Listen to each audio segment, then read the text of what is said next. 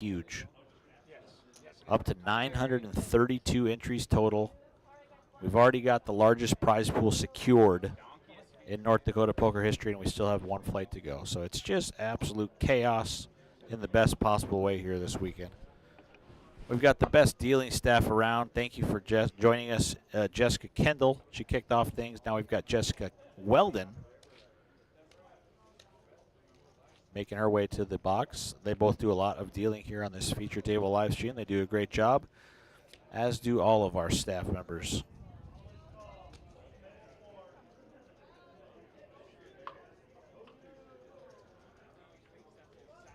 Okay, looks like we've been having some troubles with the live stream, but I believe we are back up and running.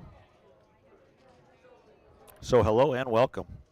I'm not sure if you heard me say that the first time, but we are live from Spirit Lake Casino and Resort. This is the Casino State Championship, the largest poker tournament in North Dakota history, folks. 932 entries and growing. That's how much we have over the first 3 flights. And we've got Flight D to come at 5:30 p.m. tonight. It's going to be absolutely epic.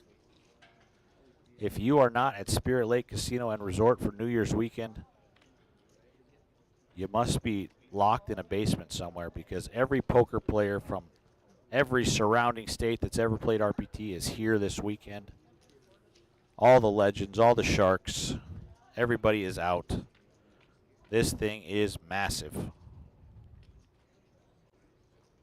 We've got a nice feature table group for you guys here in Flight C, as we are in level 11 now, 1,500, 3,000, 3,000. We've got Cody Slusher in the 1 seat from Fort Ransom, North Dakota. Chad Hageberg from Lisbon in the 2 seat.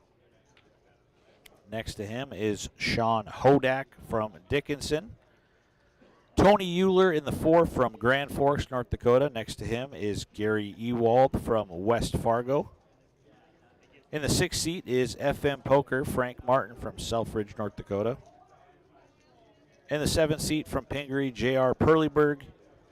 And rounding us out is Jesse Kicker in the 8th seat from Edgeley, and Alex Amaseger from Jamestown. This is your first feature table lineup group of the day. We'll be streaming Flight C until we wrap things up. I believe 50 players or so will be bagging up chips and moving on to day 2, which begins at 11 a.m. on Sunday.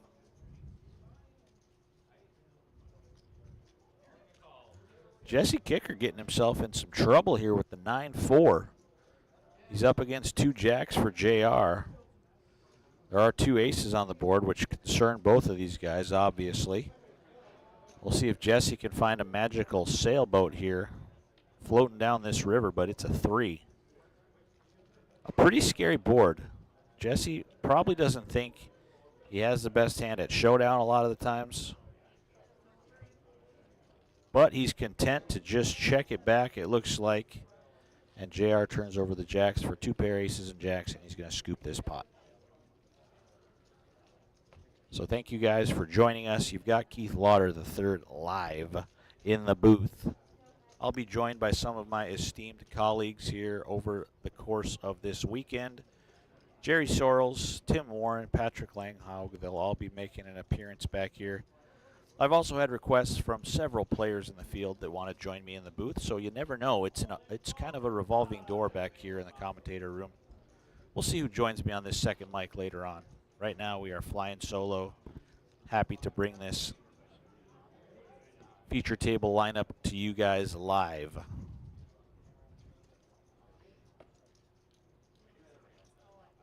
What a tournament this has been.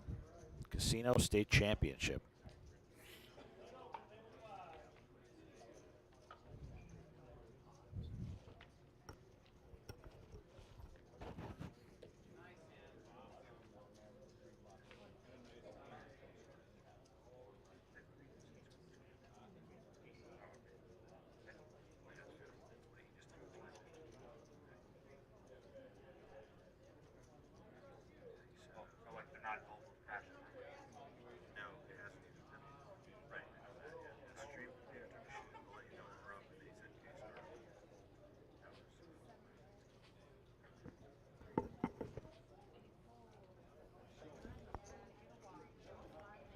All right, back to it. We've had a few issues trying to get this live stream up and running. I hope we are good to go now. We are on a 15-minute delay, so things should be popping up shortly on Facebook, our Rough Rider Poker Tour Facebook page, Dakota Poker Tour Facebook page, as well as Rough Rider Poker Tour on YouTube. I'll get a notification here on my phone as soon as we do pop up that we are live. Hasn't happened yet.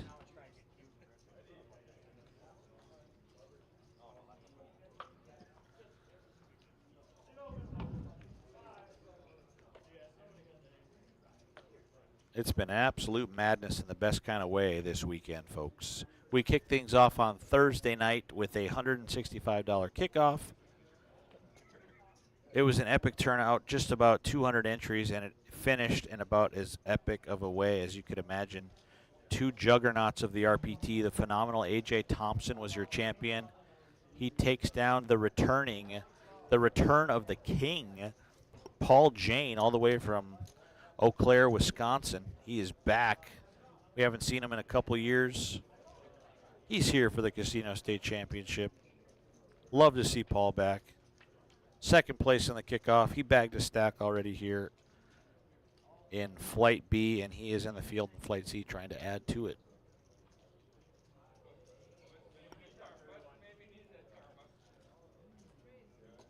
So after 3 flights total, we have 932 entries, creating the largest prize pool, largest poker tournament in the state of North Dakota history.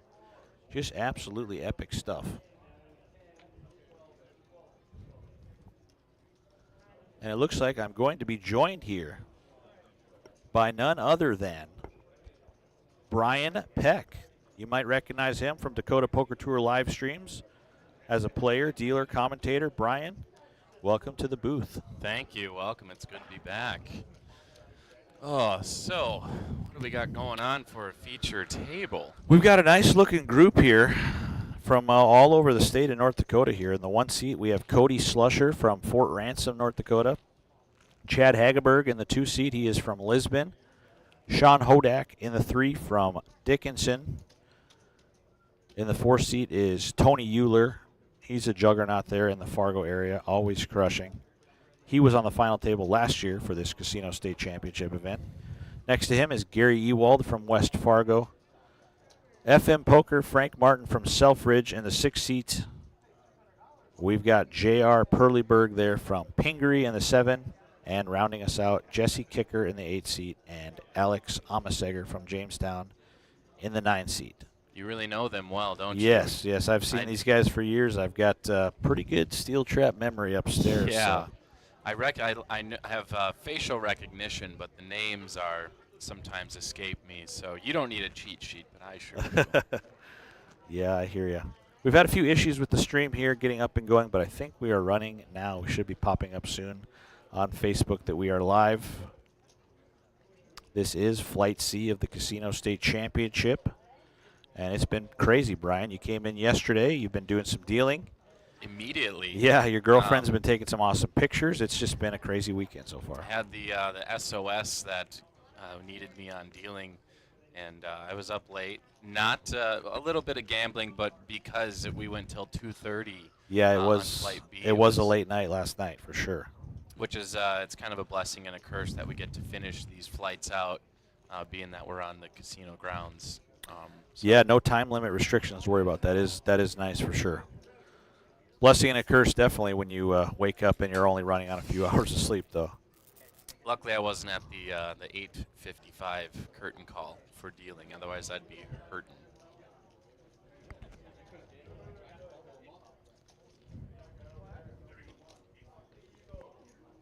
Okay. All right, I'll be right back, folks. You'll have Brian Peck for you. I'll just hop on your mic, too. How about that? Come on in.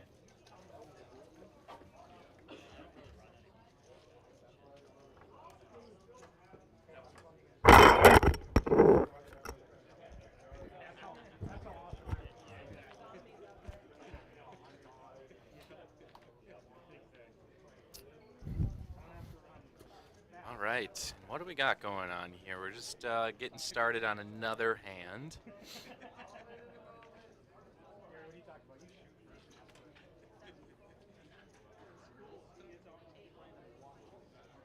fold around. JR folds. Jess will fold, and Alex will wake up with ace-king offsuit. See if he can make anything of this. He'll raise it up to 8,000. Blinds are currently 1,500, 3,000 with a 3,000 big blind ante. Not sure where Keith left off and how much he had mentioned, so I'm just going to start with this. All right, Alex and Sean both pick up a nice chunk of this flop. We'll see if Sean can escape what could be a disaster. He will fire away. I think it was 3,000. We had a call. Oh, we checked. We're already down to the river. Just like that, little time warp for you. That looked to be a bet of 6,000 in a call.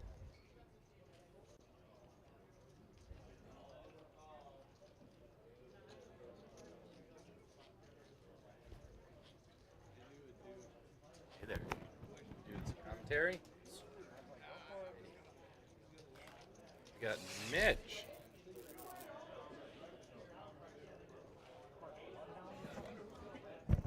And we're going to have Mitch joining us as well.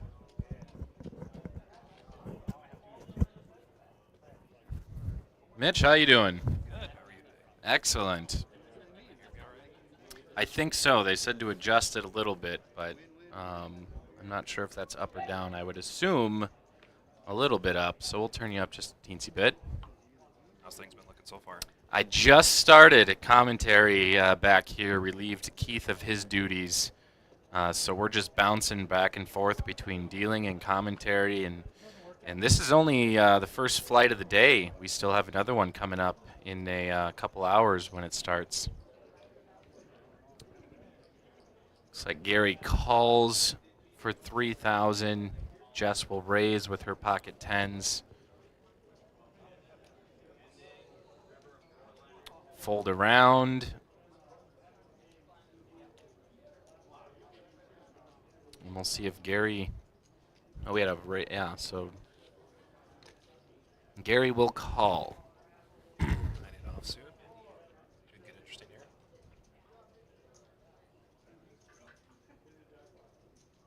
Ooh, all diamonds on the flop. Ace-3 queen. That is a wet board for tens. Oh, no, this is trouble. That is the worst card to hit on the turn. A little bit slow on playing. We'll see what happens on the river. I guarantee there will be chips in the middle. I don't know if I like that board with tens. I think that's like the worst possible runout, right? Like you get your set, but immediately there's just four to the flush. Yeah, don't be blinded by the set. Check. Wow, and guarantee gets your money back, at least from my guarantees. So, all right, so Gary takes that down with a turned flush. I see there was 383 people It is entrance. huge. Unbelievable. Unbelievable amount of people showed up for this tournament. I've never seen anything like it, neither has the whole state of North Dakota. Absolutely.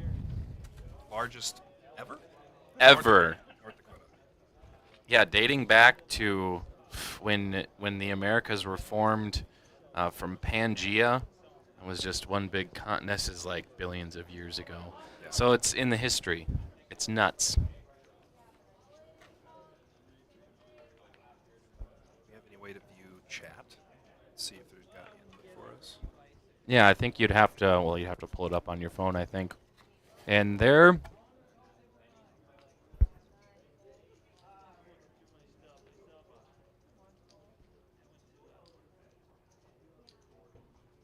I think we're just getting into that 15-minute delay, so we're going to be live now or just barely getting live. Okay.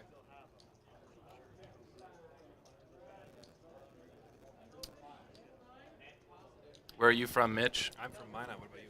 I am originally from St. Cloud, Minnesota, but I've been living in Fargo the last 10 years or so, all in here. Shove ace and deuce off.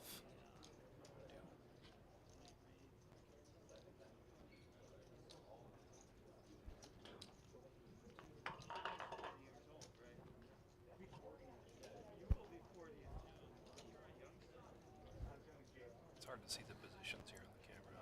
I can see them. Mm-hmm. So Tony shoves, and everyone will fold in front of him. I think that's what you want to do in that spot when you're the small blind and you kind of have one of those hands where you don't love it, but you also don't want to be out of position for a flop. So Yeah, I think so that's a strong spot to do that there. there's our chip counts.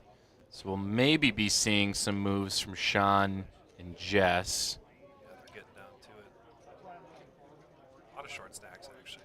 There's not a ton of chips here on the feature table right now. It'll be interesting to see how it goes. I wonder what the average chip stack might look like.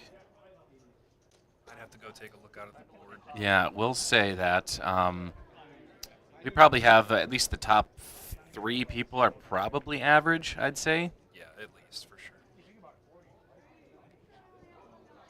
I think we've been going over 5 hours now on this flight, so Yeah. Started at 9 a.m. So, yeah, we got another one running at 5:30, right? yes, that is correct. So, if you want to be a part of history and you're within driving range, does Devil's Lake have an airport? I believe they have a small airport. I'm not sure how big the range is. Let's say if there's a runway, you can get here, fire up the plane, Book your tickets, folks. hire a Come on private. down. You're going to need a private guy, It's the probably. largest tournament in North Dakota history. Be a part of it. Shoot your shot. You've been playing at all? No, just dealing. I have been playing some slots, and the last break was very good to me. But Gary Eward picking up 2 pair. Is there a mute button here? If you got like cough or clear. Would I think just pushing that. Orange is mute, yes. I want to cough into the ears of our viewers. That's very courteous of you. We're here for the people at RPT. Back to the action. It looks like Gary's got 2 pair on this board. Frank also hits a really bad river card here, ace 4. Maybe thinking he's going to be good. He does call right away, pays off. Smart spot not to raise. Yeah, luckily just called.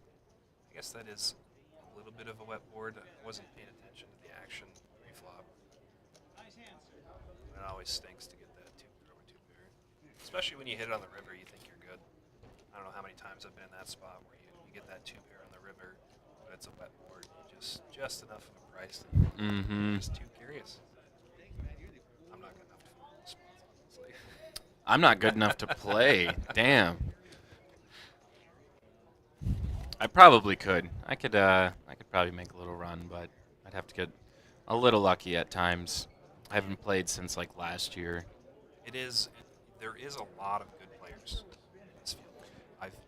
I've been playing a little bit. I really started playing a lot this past year. Still getting better, learning a lot of harsh lessons, but there's a lot of good players, especially that come to these big tournaments at the casino because it's unlimited reentry. Mm-hmm. You know, outside of the casinos, it has to be through the charity stuff, and you can only go up to $300. Most of the tournaments either have like a three buy-in structure or a buy-in with add-ons or like a 150. Yeah. So you're kind of limited. You sometimes run up into that variance, but here at the casinos, you can fire as many bullets as your bank account will let you. Yeah, we're hoping in the future that opens up a bit, so it's not just $300. It would make more money for the charities and for the players. Yeah. Looks like we got a limp here, King Jack off. Queen Jack also in the mix. And double 8-3 there. We got some monster hands. Frank Martin calling it off. Wow. 8-3 in the small blind. Half price. Might as well see if you can catch something. Oh, 2 pair on the flop. Queen Jack. This is a wet board. Could be some fireworks here. Cody probably liking that flop. Maybe not so much the hearts. Chad getting that middle pair with the open ender. Sorry, not open ender. I'm going to say With the gut shot. 2,500? 8,500. That's a healthy bet. Little Chad Peel here.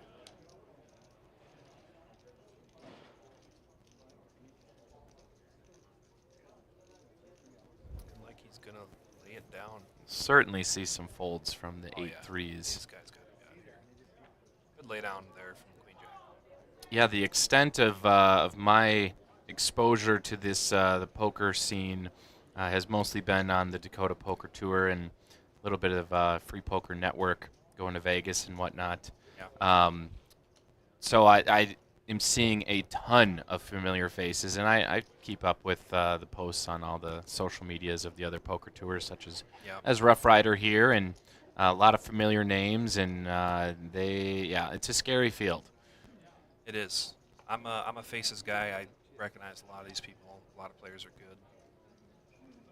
And especially now that we're getting so deep into this flight, those players that have, north of 100,000, 140,000, it's a good spot to kind of be patient now.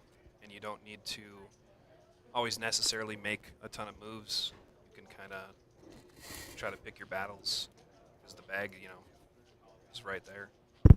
Got to survive another 80-some players. I think they're 48. I think they said they're going to bag today. A little over 100 some in the field. So interesting spots. Tony here picking up the Rockets. The hijack. Definitely should see a raise here.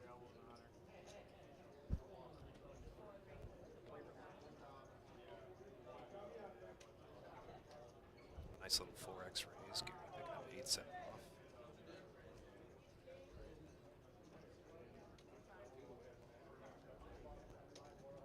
Frank, oh no, picking up jacks, all in obviously.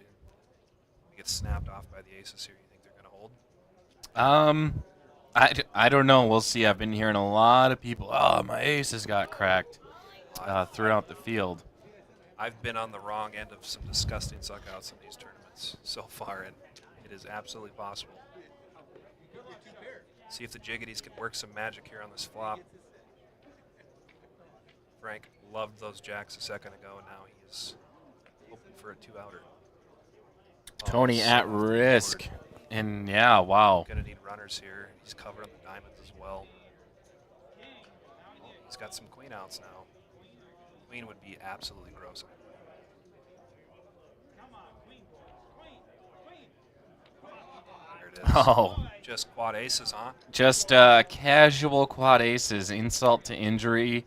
I don't think Euler's aces were cracked. No, they definitely held. They built a moat and fortified the defenses. They ran the gauntlet and they held up in force. Frank Martin with just 3.5K left can't even cover the blinds.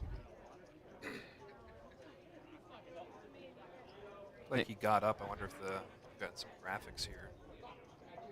If he did, if he'd have chips left. And that's entirely possible. They were just, chip counts were just slightly off. And it looks like if he was in the 6th seat, there is no one there. I do not see any chips in there as well. So looking like we're having a little bit of an error here. Unfortunate for Frank. Definitely been on the wrong side of that. You peel back a big pocket pair like that and immediately run into aces. Not much of a worse feeling than that pre-flop. And for all we know, he could have been card dead for hours exactly. and finally gets a hand and Yep. you run into aces. Just That's how it goes. a classic poker bad beat story. There has been many that I've heard here this weekend. Got a lot of good folks here at RPT. They go around and they call out the all-in action, and man, there has been some dirty river cards this weekend. That's poker. It's Maybe a silly game, but we love it. Yeah, I think just one at my table that they announced, but I was dealing for a good few hours and kept calling my all ends, and they wouldn't come over, and I felt pretty sad. And finally moved up in the tables onto like 5 and 6 in the middle of the room, and finally had a few all in calls and had them to got them to announce my table, which felt pretty good. It is fun to get that live commentary. Tony here picking up ace queen off. Going to open things up here, it looks like. 7,000.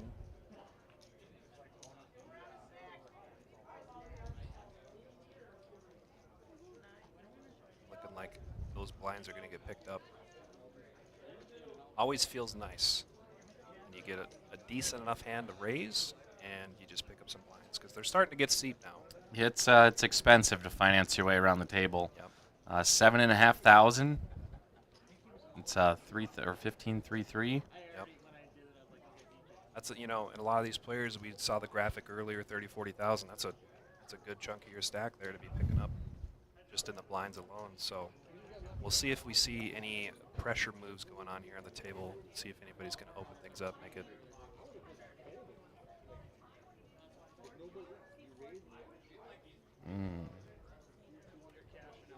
You have trouble hearing us?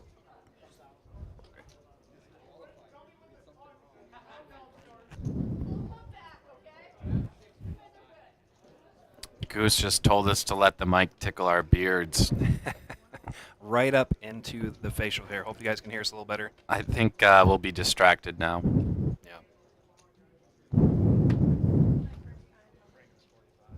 You just going to be dealing all weekend then, or are you going to try Dealing, we'll do some commentary. I don't think I'll play it all.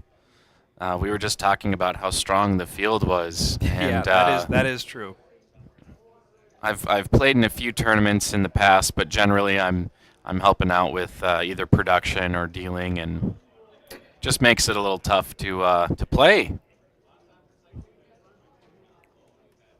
That is true. You got to pick your priorities, and sometimes it doesn't hurt as bad when you see all the bad beats going out that you're dealing instead of being on the wrong end of them. Right.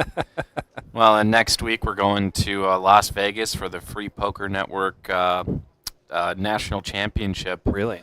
Yeah, it's our nationwide bar league, and so I need to make some money before I go out to Vegas and am tempted by all the slots and table games and all the things that Vegas offers that costs money. Yeah, Vegas is definitely an expensive place to go, that's for sure.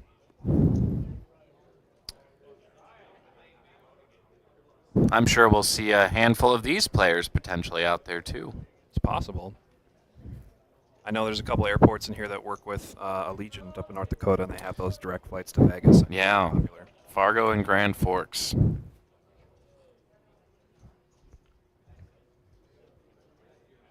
Flop comes deuce, ace 9, rainbow. Doesn't a lot of whiffing on this board for everybody's hands. See except if for Gary. Take a stab. Gary's got a pair of deuces. That is a lonely duck on that board. He does take a stab at it, though, 7K. That might get through. I don't think I'm peeling any hand that anybody else has. And there it is. The deuce is victorious. And I think I see a smirk out of him because he knows. He got away with it there. The ducks fly together. Was he in the blinds? He must have been in the blinds. He was in the hijack. And he called with 7 deuce. All right, we like Gary. Gary's here to play. You know, there's definitely tons of poker theory on hands to play and what hands to fold in what positions, but if you don't mix it up and every now and then just play hands, see what happens, any 2 cards can win. So I definitely like that play from Gary, and makes for a little bit more action than just everyone folding pre-flop or... Yeah. Sometimes, too, when you're at a table, you can kind of sense weakness. And if you feel like everybody else is weak, you can try to make some moves and see how it goes. But that's also the positions you don't want to get caught in. Ooh, Cody, a couple queens. The ladies.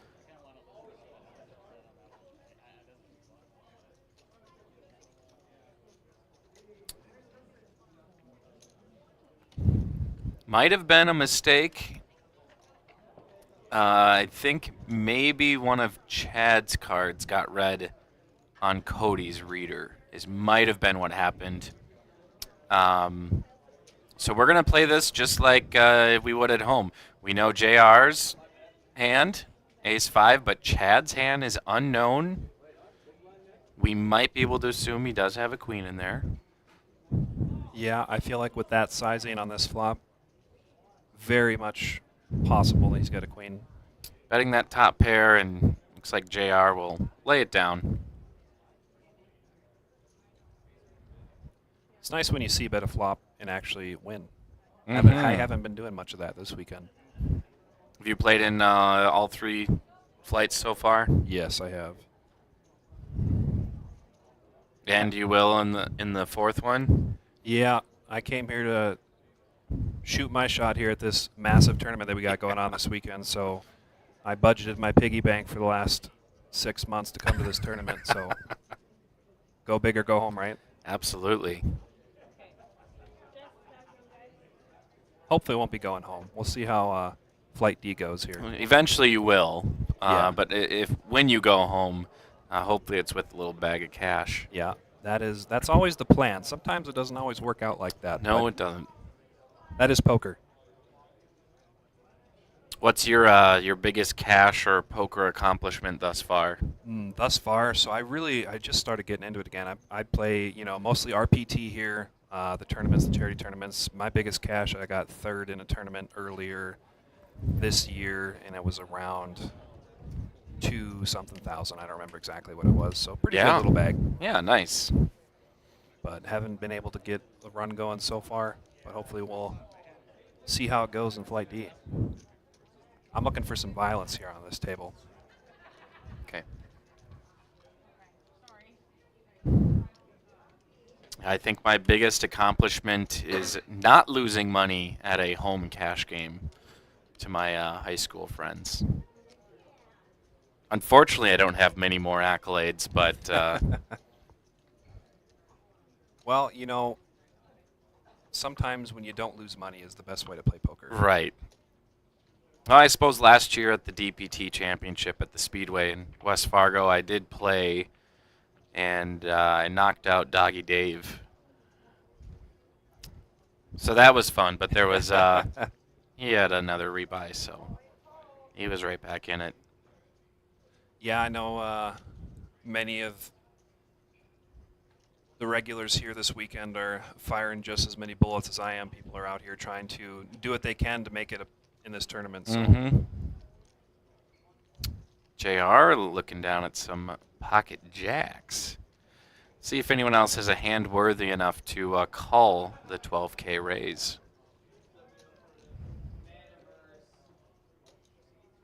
Good spot picking up the jiggities here, middle position. Suited king making the fold. And he's going to drag that pot. Nothing wrong with that, picking up 10K in chips.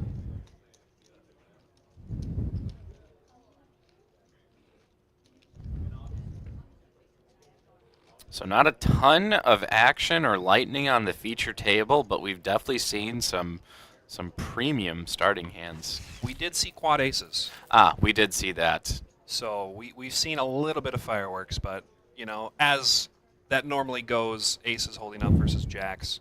Unlucky for our man that had the jacks there, but haven't seen any disgusting suckouts quite yet. Not yet, and that is the key. It is bound to happen. Alex picking up ace, queen off here. Not a lot of hands, though, as you said. People got to get hands, and people also have to have hands to play against those hands. Right. Otherwise, a lot of this happens, especially this stage in the tournament. There's no more rebuys. People are going to try not to be as aggressive. Yeah, they tighten up a little bit, and Yeah. that just is the natural ebb and flow of poker tournaments. Aces here for Sean, and he all in. Alex absolutely going to call this. with a raise of Cannot, 9K. but it still is a quarter of his chip stack to call, but Painful. you can't not. No. Oh, no. Here we go. Queen. And he does have runner hearts. He's got some outs here. Four, And queen and that queen will- only. And a jack. So Sean Hudek will double up through Alex Amasiger. Yeah, that's a tough one to pronounce, so I'm going to stick with Alex's first name. I've had him on the live stream before, and I'm pretty sure I remember that was it. Or at least no one corrected me, so.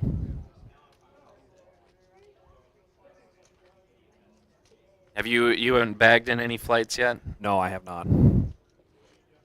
And so how does that work again? There's flights A, B, C, and D. Correct. And then you make it down to that 12.5%. Yes. And you can bag your chips. And then you bring that starting stack to the championship on Sunday? Yes. So how they're doing it, all 4 flights, if players bag, if they bag multiple flights, there is a bonus, a $7, $10 buyback. So if you bag twice, you get paid $710. And then the largest of your 2 stacks will be put into play for championship day. So everybody that is bagged twice will pick their biggest stack, and that will be what they play on championship day, and whichever the youngest flight, which one ends at. So right now we're at 366. Say, for instance, something crazy happened and everybody busted out in the next 5 minutes. Tomorrow would restart at 366.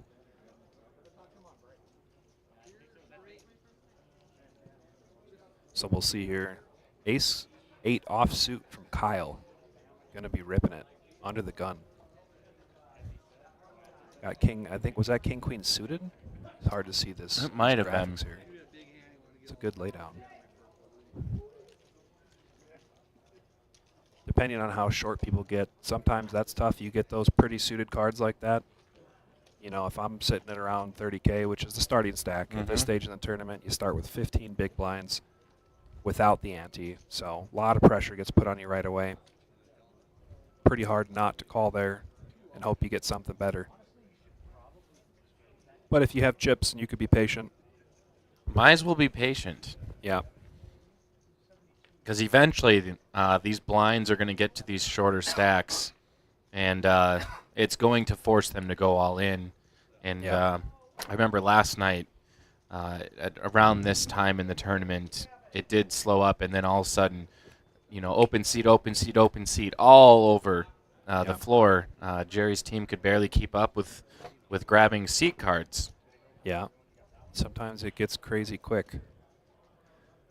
Flatten with 7s here, Alex is.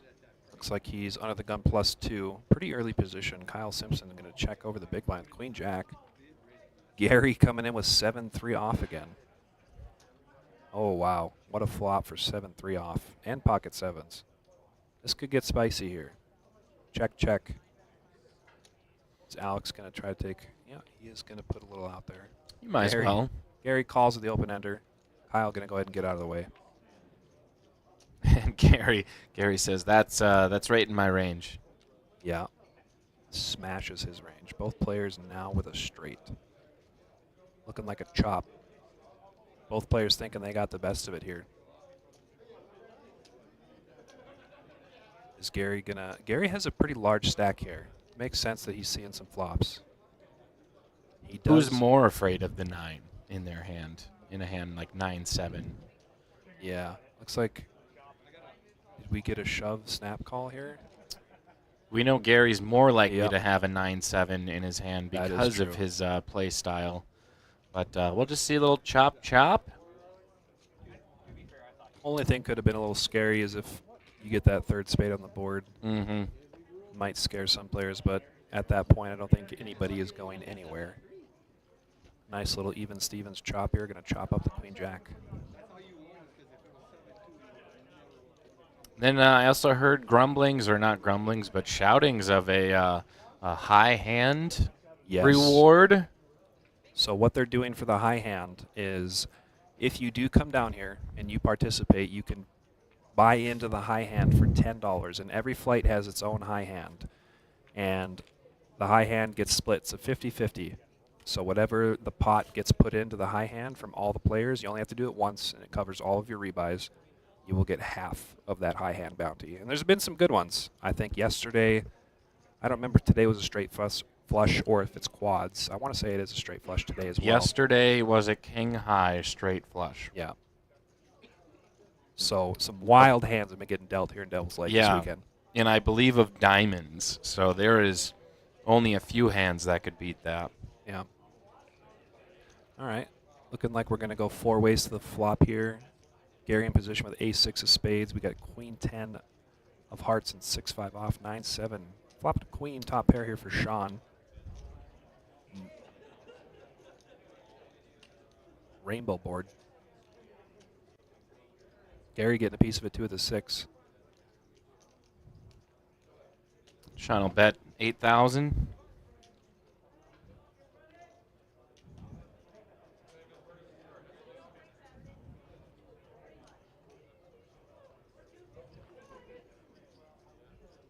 Looking like Gary is going to, is that a raise? He carving out raising chips? Oh, he did.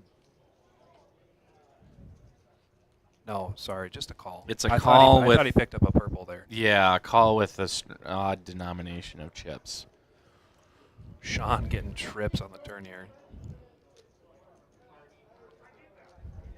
and he just open shoves it, picking up Yeah. that pot. I don't know if I've played with Gary yet. I don't know if these players, obviously when you're at the table making reads on people and picking up play styles, if Gary has been participating in a lot of pots, maybe a bit of an aggressive player. Could have been an opportunity there for Sean to see if Gary would take another stab at that. Yeah, by checking or Yeah. You But- pretty much have it locked up. I mean, Yeah. there's not many hands that beat trip queens there. Yeah, there's no flush draw. The only hand you're losing to there is Queen Jack. But respectable. You flop the trips, get paid.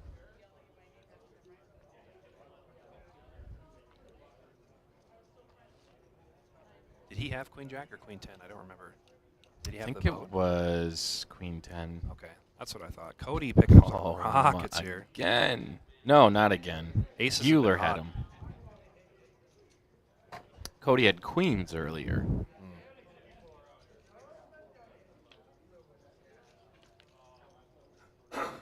So Cody will raise to 11,000, trying to get some action out of those aces. And he surely will with our guy, Gary Eward, picking up pocket tens.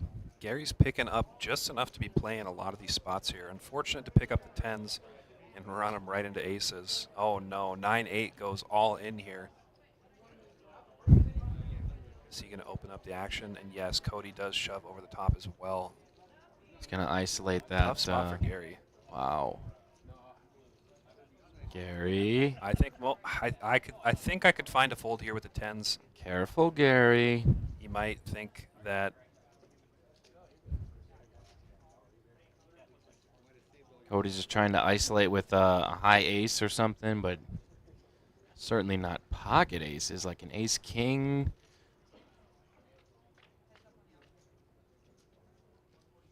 Maybe we had a little bit of a bug on the graphics here. Oh, it might have Could've just been a call.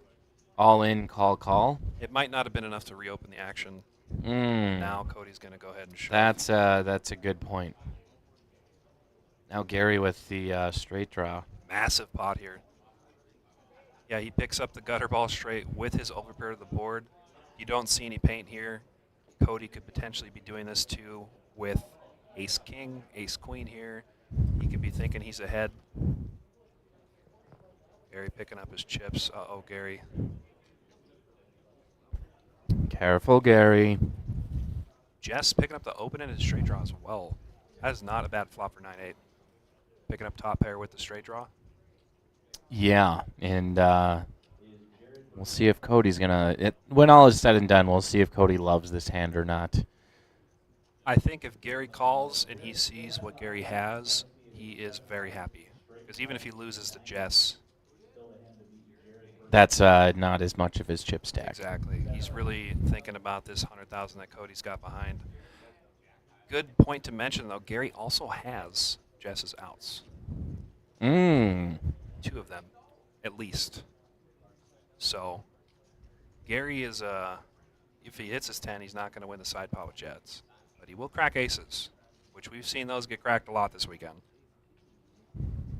Gary's just in the grinder here. What a spot. Gary looks like he's, I don't know, he might be calling here. I'm in pain if I'm Gary right now, I'll tell you what. Because you're sitting with a healthy chip stack. Yeah. You're getting hands. You're getting spots like this, you know. This could knock out 2 players. Exactly. And you got a rainbow board here, so that's probably what he's thinking about. He's trying to put Cody on a hand that would be doing this. I think it screams, I've got a big pocket pair, though. And maybe if Gary has jacks or queens here, it's a faster call for him. But it's just, what a tough spot. We'll see what Gary ends up doing. Gary. He doesn't look happy. Did he look like he folded? He did late. Oh, he did. For Gary's sake, I hope a 10 doesn't come, because that's a hand you're thinking about for the rest of the tournament. Deuce on the turn. 9 outs and There it is. eliminated with the jack. Great laydown from Gary. Wow. Did not catch the straight from Jess. Unfortunately, Gary had the outs. Couldn't make it happen. Cody's loving that going, getting deeper into this tournament.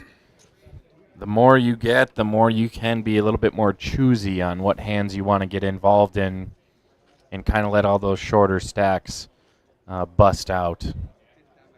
Get down to Yeah. that. Is it? It's 49? 48, I think. 48. But yeah, it's hard to play short stack poker, right? Because you're limited on what you can do. If you have chips and you're able to get in spots, even just opening hands, like normal ranges that you would open, you really get the ability to kind of play the game taken away from you when you're just Yeah. short stacked. Like you can only, at some point you're all in or fold because you got to double up, sometimes twice to even get to a healthy enough point where you can try to pick your battles. And it's frustrating. But everybody here, nobody seems to be getting too out of line so far that I've seen. Could be some action here. Sean with the king jack. Tony got him covered with the king queen. Sean's going to need to start making some moves, too. We might be getting, it's been at least a half hour. And blinds are up 244. Yeah. So that has happened. Kyle going to go ahead and rip it with the ace-3 offsuit here. Queen 10 for Gary, king jack for Sean. Definitely not the worst spot to be in with ace-3 offsuit. Looks like we got a king just got folded as well.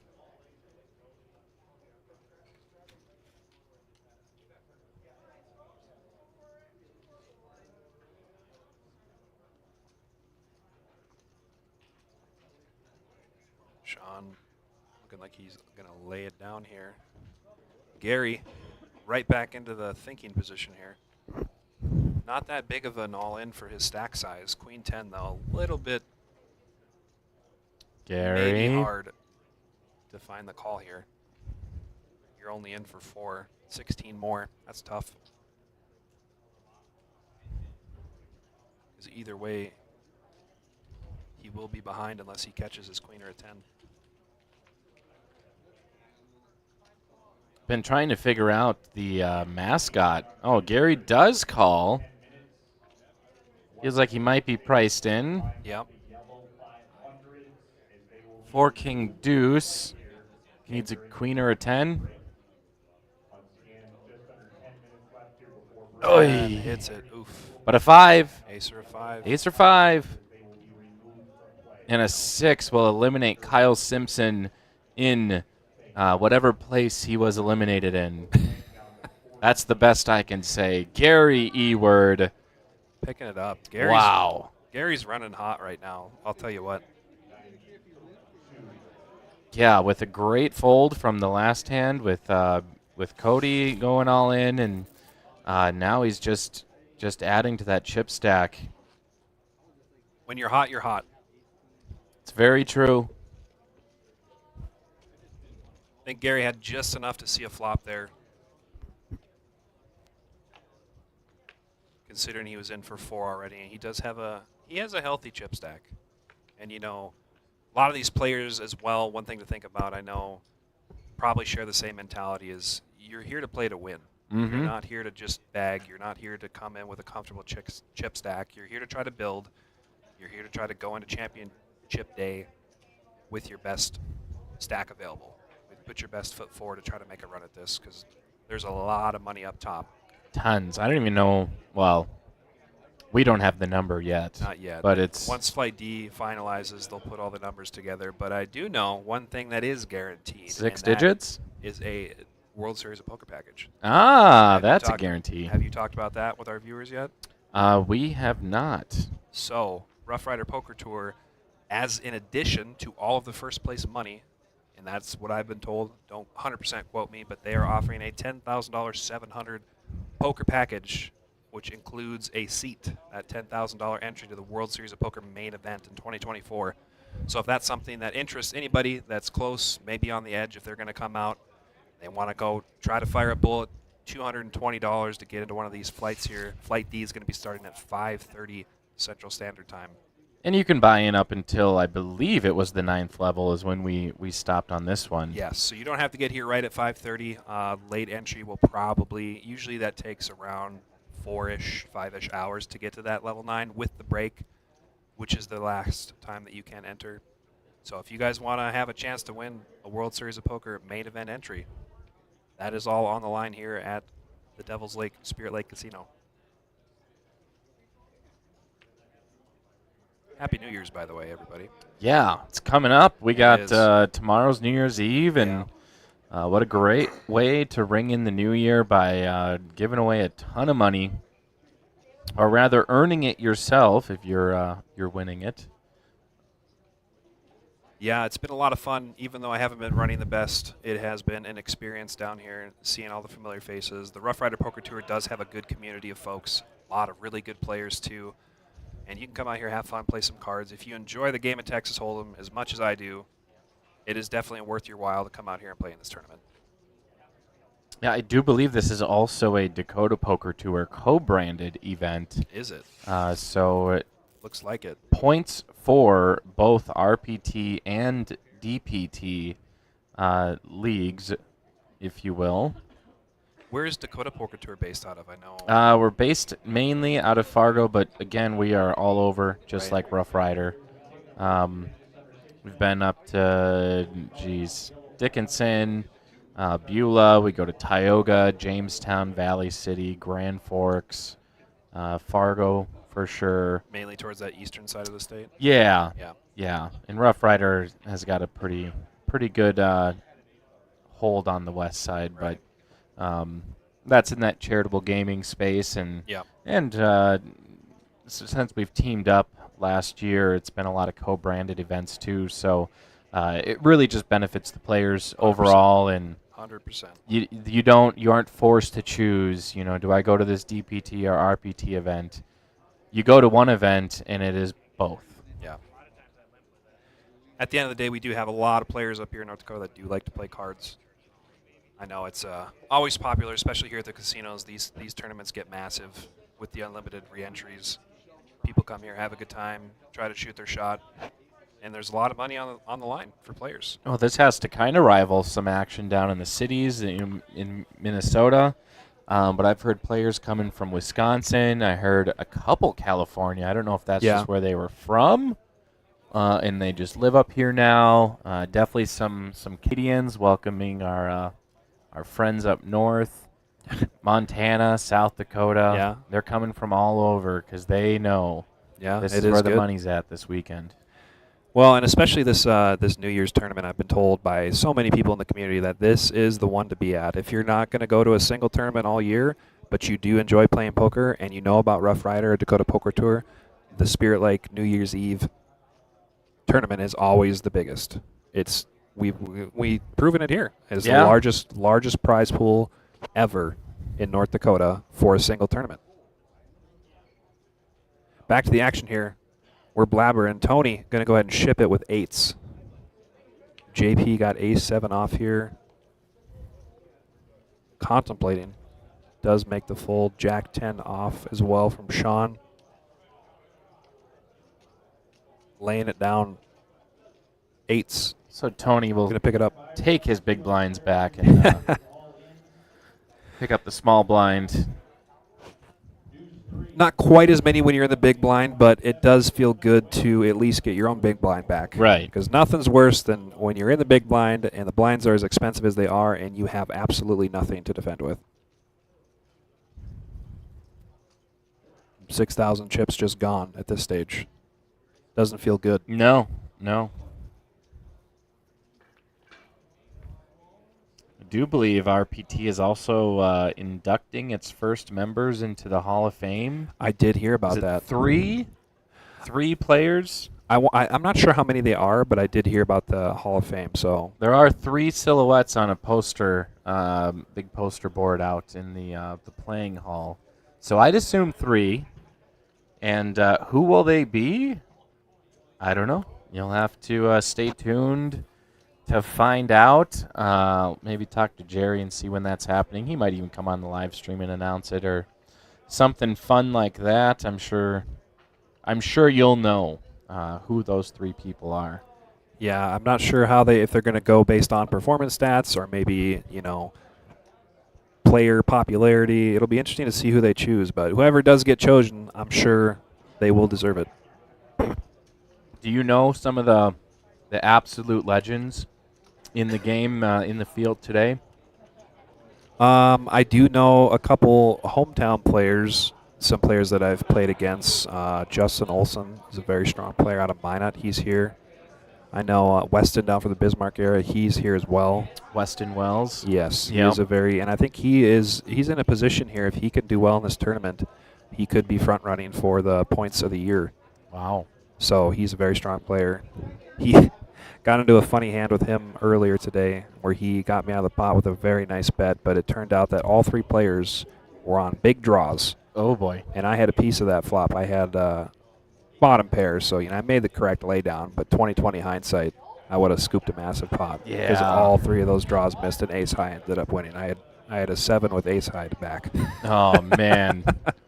But Oh, he's good at picking those spots, just like so many players here in the field. Mhm. They put that pressure on you. They make you question your decisions when you think you got a good hand, and he's definitely somebody to watch out for here. Hopefully we can see him on the feature table and play some cards. Very much so. And Gary he's got a flush against Tony, picking up a pretty decent sized pot, 57,000 in total.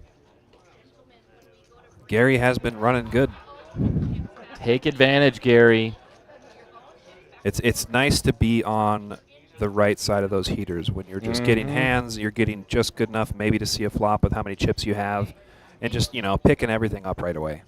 Yeah, it looks like we have a number of short stacks at the table. Yeah. I do see some of those maroon chips there.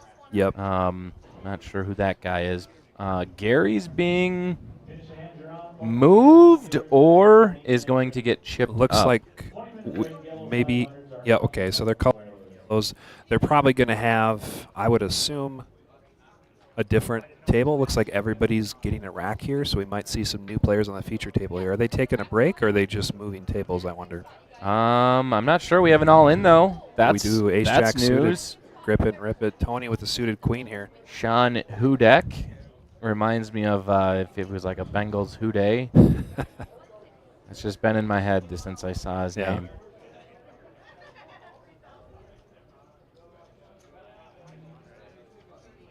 JR. Not sure. Do we? Is His this- card reader's right here? He's got a 6-3 of clubs. He does end up folding. Sean going to get that jam through. Looks like players are going to be moving here. Okay, and that might be doing it for our live stream.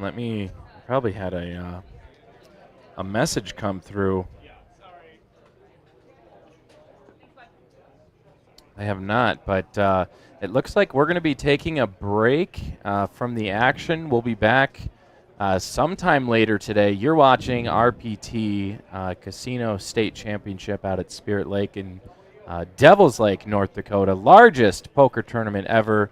My name's Brian. We got Mitch next to me. You'll see plenty more or hear plenty more voices come through. We'll see you guys all very soon.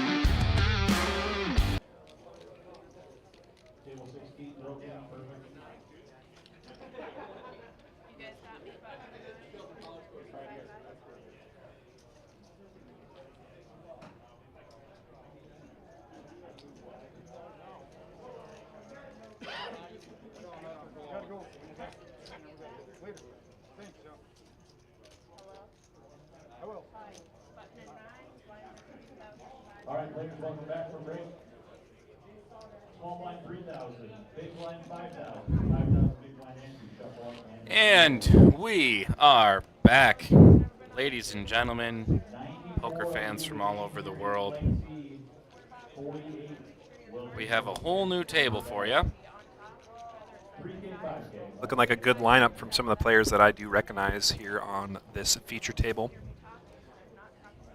Should be some good action. I'd like to get a look at some of the chip stacks here. Looks like we've got some people with some good playing amounts, but also see some short stacks. So we'll see how that plays out. Yeah, I'm going to get a picture sent of everyone. But here, Kevin Clyde, 42,000 in chips. He'll be first to act.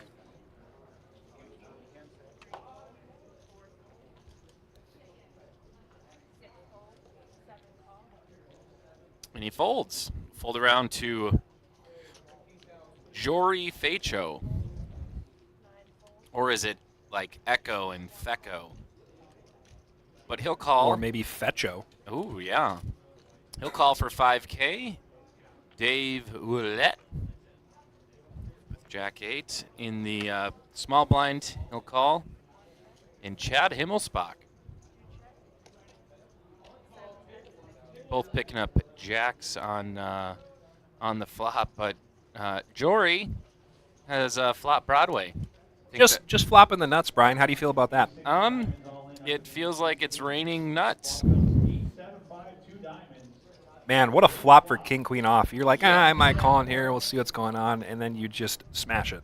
There's no better feeling than hitting a flop like that. And not just that, but unbeknownst to Jory, Chad and Dave both have a piece of this with the middle pair, but very weak kickers. So let's see how Jory plays this. It is he did bet 15,000. Action is on Dave to make the caller fold. Did it check around to Jory? Yeah, no, Chad checked. Dave and Chad checked, and then Jory bet 15K. Dave will stick around and call. No, he raised to 35K. All in for 60K more. Wow. And Dave has to eat it. Unbelievable. I honestly do think that worked out in Jory's favor, because with that flop being rainbow like that, what are you scared of?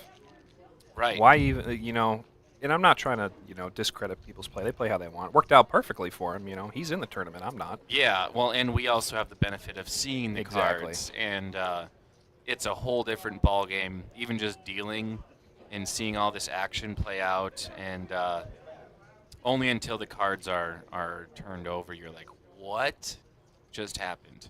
That is true.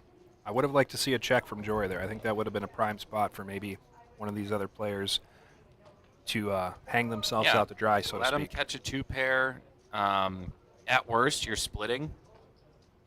Chop pot if someone else catches either that king or Right. queen, whatever. So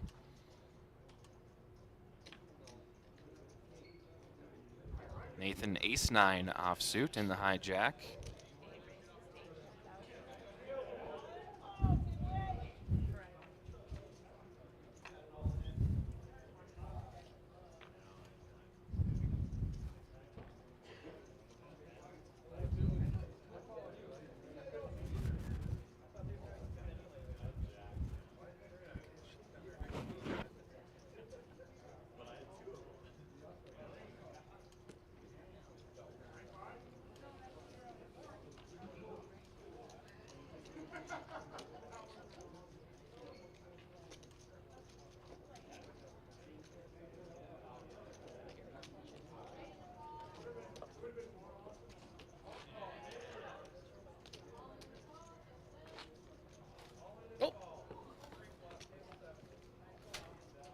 You good? We're good. Next thing we know, the laptop's going flying off the wall. Oops.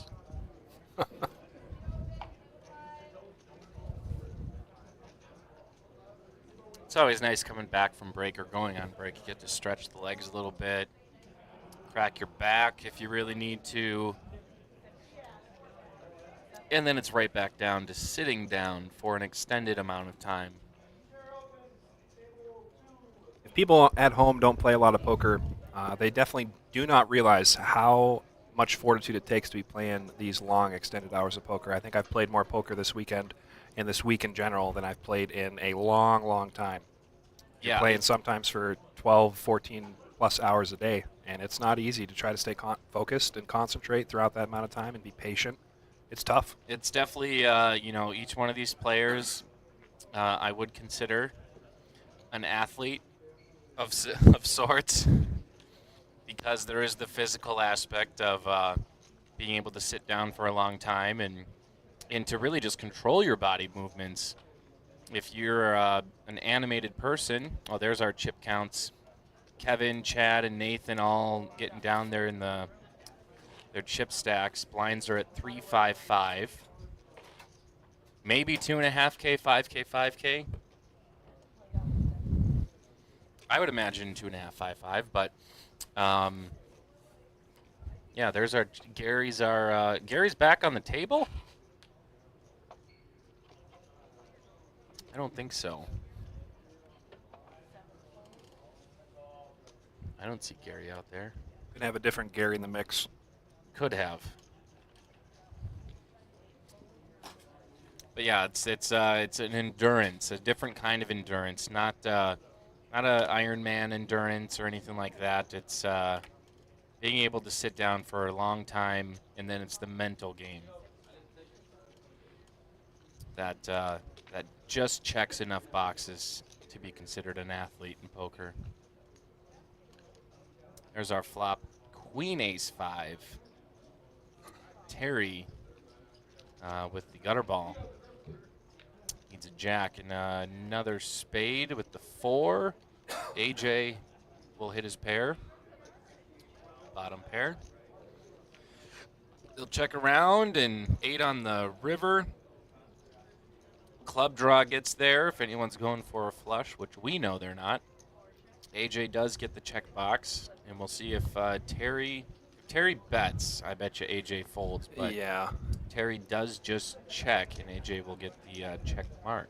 I don't know if ever think my 4 is going to be good in that spot. Happy to take it to showdown, which is what ended up happening. But I Right. think if he tried to take a stab at that pot, he could have ended up taking it down.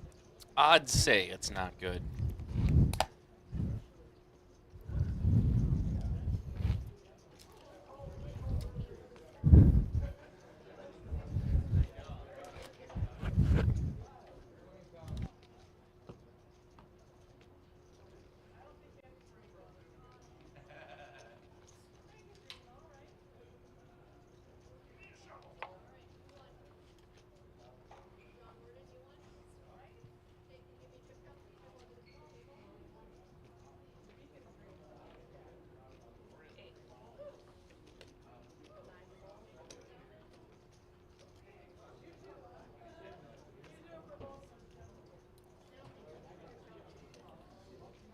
Oh, we're both getting some beef sticks back here. I love it.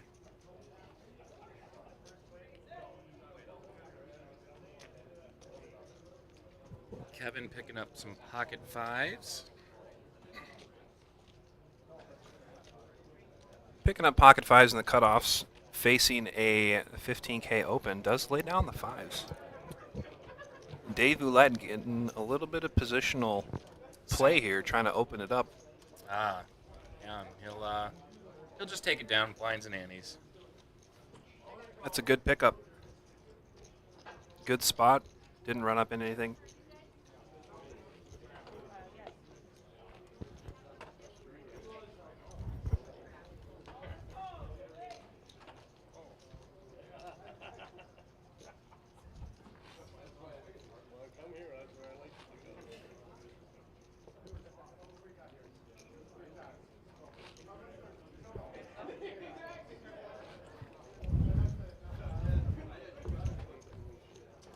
All these players here looking like they are dialed in, focused up.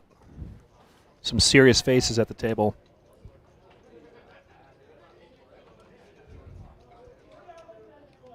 Ken picking up the Cowboys under the gun. That's a good hand to look at, starting it off. See what he chooses to do here, what kind of sizing, if he does indeed decide to raise. Sometimes it's nice to mix it up a little bit. You get those big hands under the gun, and you just call hoping that somebody else puts chips in there so you can come over the top of the big 3-bet. He does raise it up here to 30,000 though. A lot of quick folds around the table. Uh-oh. No action from the Kings, it looks like. Unfortunate, but you'd like to see you get paid a little bit on a premium hand like that. Yeah, sometimes you do like to get looked up when you've got big hands like that, but it also is always tried and true whenever you have kings and somebody calls you, usually because they have a decent ace. And what do you see in the window, Yeah. Brian? It's that It's ugly-looking tower that just crushes your hopes and dreams. Those kings are gigantic ace magnets, so I know even though he wished he probably would have gotten some action, I do believe he'll be happy to pick up that 13K and just keep building up that stack. Yeah, so we'll just officially introduce all the players. Seat 1 is Dave Ouellette. Then we have Chad Himmelsbach. Kevin Clyde in seat 3. Seat 4 is AJ Thompson. Seat 6 is Terry Johnson. Seat 7 is the Jory Fecho. Whatever you're going with on that one. One one. of them had to have been right. 1 out of the 3. Seat 8, Nathan Anderson, and rounding off our table is Ken Hager. Terry Johnson there. I played many tournaments against him. He is a good player. He's very patient. He picks his spots well. He's cracked a few of my big hands, to say the least. So interested to see how he's going to come and approach this feature table here and see what kind of moves he potentially will try to make. And that's the other part of poker is that checks a box on athleticism is patience. Yes. And not to get frustrated when you're card dead, and it could just be the most frustrating thing. And keep your cool. Know the cards will eventually come. No one's card dead for their entire life. Ideally, maybe you are. Just kidding. No, you are right. It does, what eventually goes around does indeed come around. Hopefully, people can pick it up when they're short stacked before it is too late, because sometimes you get to those points where you just have no chips and you have to double 2, 3, 4 times even in order to even have an impact and be able to play, like we talked about earlier, and play some real poker, I like to say, where you can make some moves and try to pick some spots and pick up some chips, other than going all in or folding and trying to win flips. Because sometimes, like you said, that comes into that patience and that mental fortitude. It's tough to always know for the, sometimes even at best you're flipping if someone's got a big pocket pair or you've got overs. It's not calming, to say the least, to be in those spots all the time. So it's not easy. There's never always a clear-cut answer to what to do. Poker's a fun game to watch anyways. And Dave gets the walk. Unfortunate walk with king queen, but it's better than nothing. Again, yeah, he gets his big blind and ante back, and That's 10K chips. These blinds are starting to get steep. I think we're going to see a lot of our players drop here in the next hour and a half. Definitely before the next flight starts, I would say people are going to try to get in spots where they can either double up or try to make some moves happen. Unless they've already secured a bag and they're trying to go for that double bag bonus, there is an element to tournaments like this where it's multiple flight entries and the championship day is going to be so big. There's going to be millions and millions of chips in play. Coming back to strong antes, at the very least, I would probably say, 6K with a 6K ante or 8K. Even I don't remember which one of the other flights ended. I want to say it was 8K with an 8K ante, but that's a lot to start out with. If you don't want to come in the same spot you're in today, where you're trying to wait and be patient, and all of a sudden you're going in with 40,000, and you got to sit there and double nonstop. You know what immediately. I mean? Sometimes you don't have a choice, and that is how the game goes. But I know a lot of these players here, and I've talked to a lot of them on break and things like that. You definitely want to have the mentality of you're coming here to win. Yeah. You're here to try to build up a stack to be in a comfortable position where you don't have to play short stack poker right away in the championship day. Because I know, at least in my opinion, I don't want to have to be in that spot even if I do bag, we got to get there first. Yeah. But being in the spot where immediately you're short stacked on championship day, you're in the money and you've made a pretty good run, but you're right back to where you were, where you're just folding for 2 hours and then you're all in.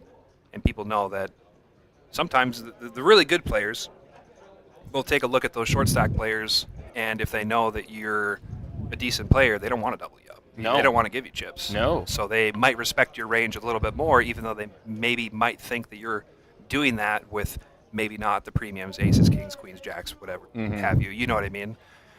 But they might not want to look you up because they don't have, number one, a good enough hand to snap you off with, like, aces, kings, queens, but they don't want you to have chips. They want to try to keep those short stacks out there and wait for their opportunities. So a lot of dynamics come into play with these big tournaments, and they're definitely a lot of fun to watch from the sidelines. It's hard as a player for sure, but this is a lot of fun to see what people are doing with hands and what they're doing in certain positions. It's definitely a treat. So I hope everybody at home appreciates the poker that is being played. Hopefully we can get some action for you guys here. We can see some spicy hands go out. I know our first feature table did have some big hands, quad aces being one of them, so hopefully things can keep going here. Looks like we got Jory flopping top pair here on this King 7-5 rainbow board. Does look like he's going to lead out here. Pocket threes for Nathan. Interesting spot for Nathan. Could think that Jory might be trying to c-bet this flop. I don't know if Jory was the pre-flop guesser. I have been yapping a lot. That's all good. Sometimes players make those pre-flop raises with an ace-queen or an ace-jack, right? And they're trying to c-bet and see if they can steal a flop. But then you get in their head and you call that c-bet. Yeah. And like, oh, okay, well, did he get a piece of it? What happened? I'm sitting here with ace high now, and we got a pretty big pot, and I know I've been in those spots where I'm sick to my stomach, where I make a c-bet, where thinking what players perceive my range to be. Yeah. But then you just get yourself kind of in a pickle. You know what I mean? If anybody's got a 7 or a 5 there, and now you got to catch back up and hit one of your overs, and that's never a fun spot to be in. I want to give a shout out to some Facebook commenters. Dran Erev, cash games in Bismarck. We're not sure. That's not to be discussed. Cash games in Devil's Lake, though. At the There casino. is actually, believe it or not, ladies and gentlemen, a 24/7 live cash game going on here along with the tournament. So even if you don't want to participate in the tournament and you do like playing cash games, I guarantee right now there's at least 2 Big O games going. Oh, and yeah. those get pretty wild if you do like playing Big O high-low, as well as Hold'em usually is going later on in the night once the flights have concluded. There is always action going on in the 10-7 Poker Heaven room here at the Spirit Lake Casino and Lodge. Yeah, and I was told about the 10-7 Poker Heaven, and I was like, that can't be the blind structure. That doesn't work that way. All right, so AJ catches a king off the flop.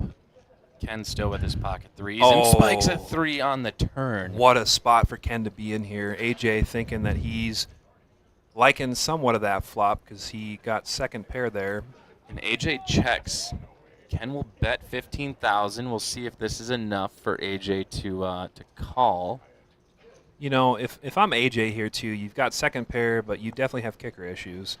And even if you think that your opponent does not have the ace, and maybe they do have the king, you're not loving your kicker. And so he folds. That's a good fold by AJ there. Respectable. Unfortunate turn. Yeah, I think even if that 3 doesn't come and Ken continues with that line and continues to put pressure on the river, unless he catches up by catching 2 pair or even getting the set of kings, he's probably making a fold like that on the river too to a good sizable bet. Ken looking like is the chip leader at the table as well, so not always fun to go toe-to-toe with those guys at the table when they know that your tournament life could potentially be at risk when you're playing. Oh, Kevin Clyde just scraping 3 big blinds left. Can barely finance an orbit around the table. He's got 1 big blind in ante, and then after the small blind, he won't be able to afford that next big blind. So Ken's got a chip in a chair here. I'm rooting for him. I know I've been in that spot. Chad's going to have to make some moves, too.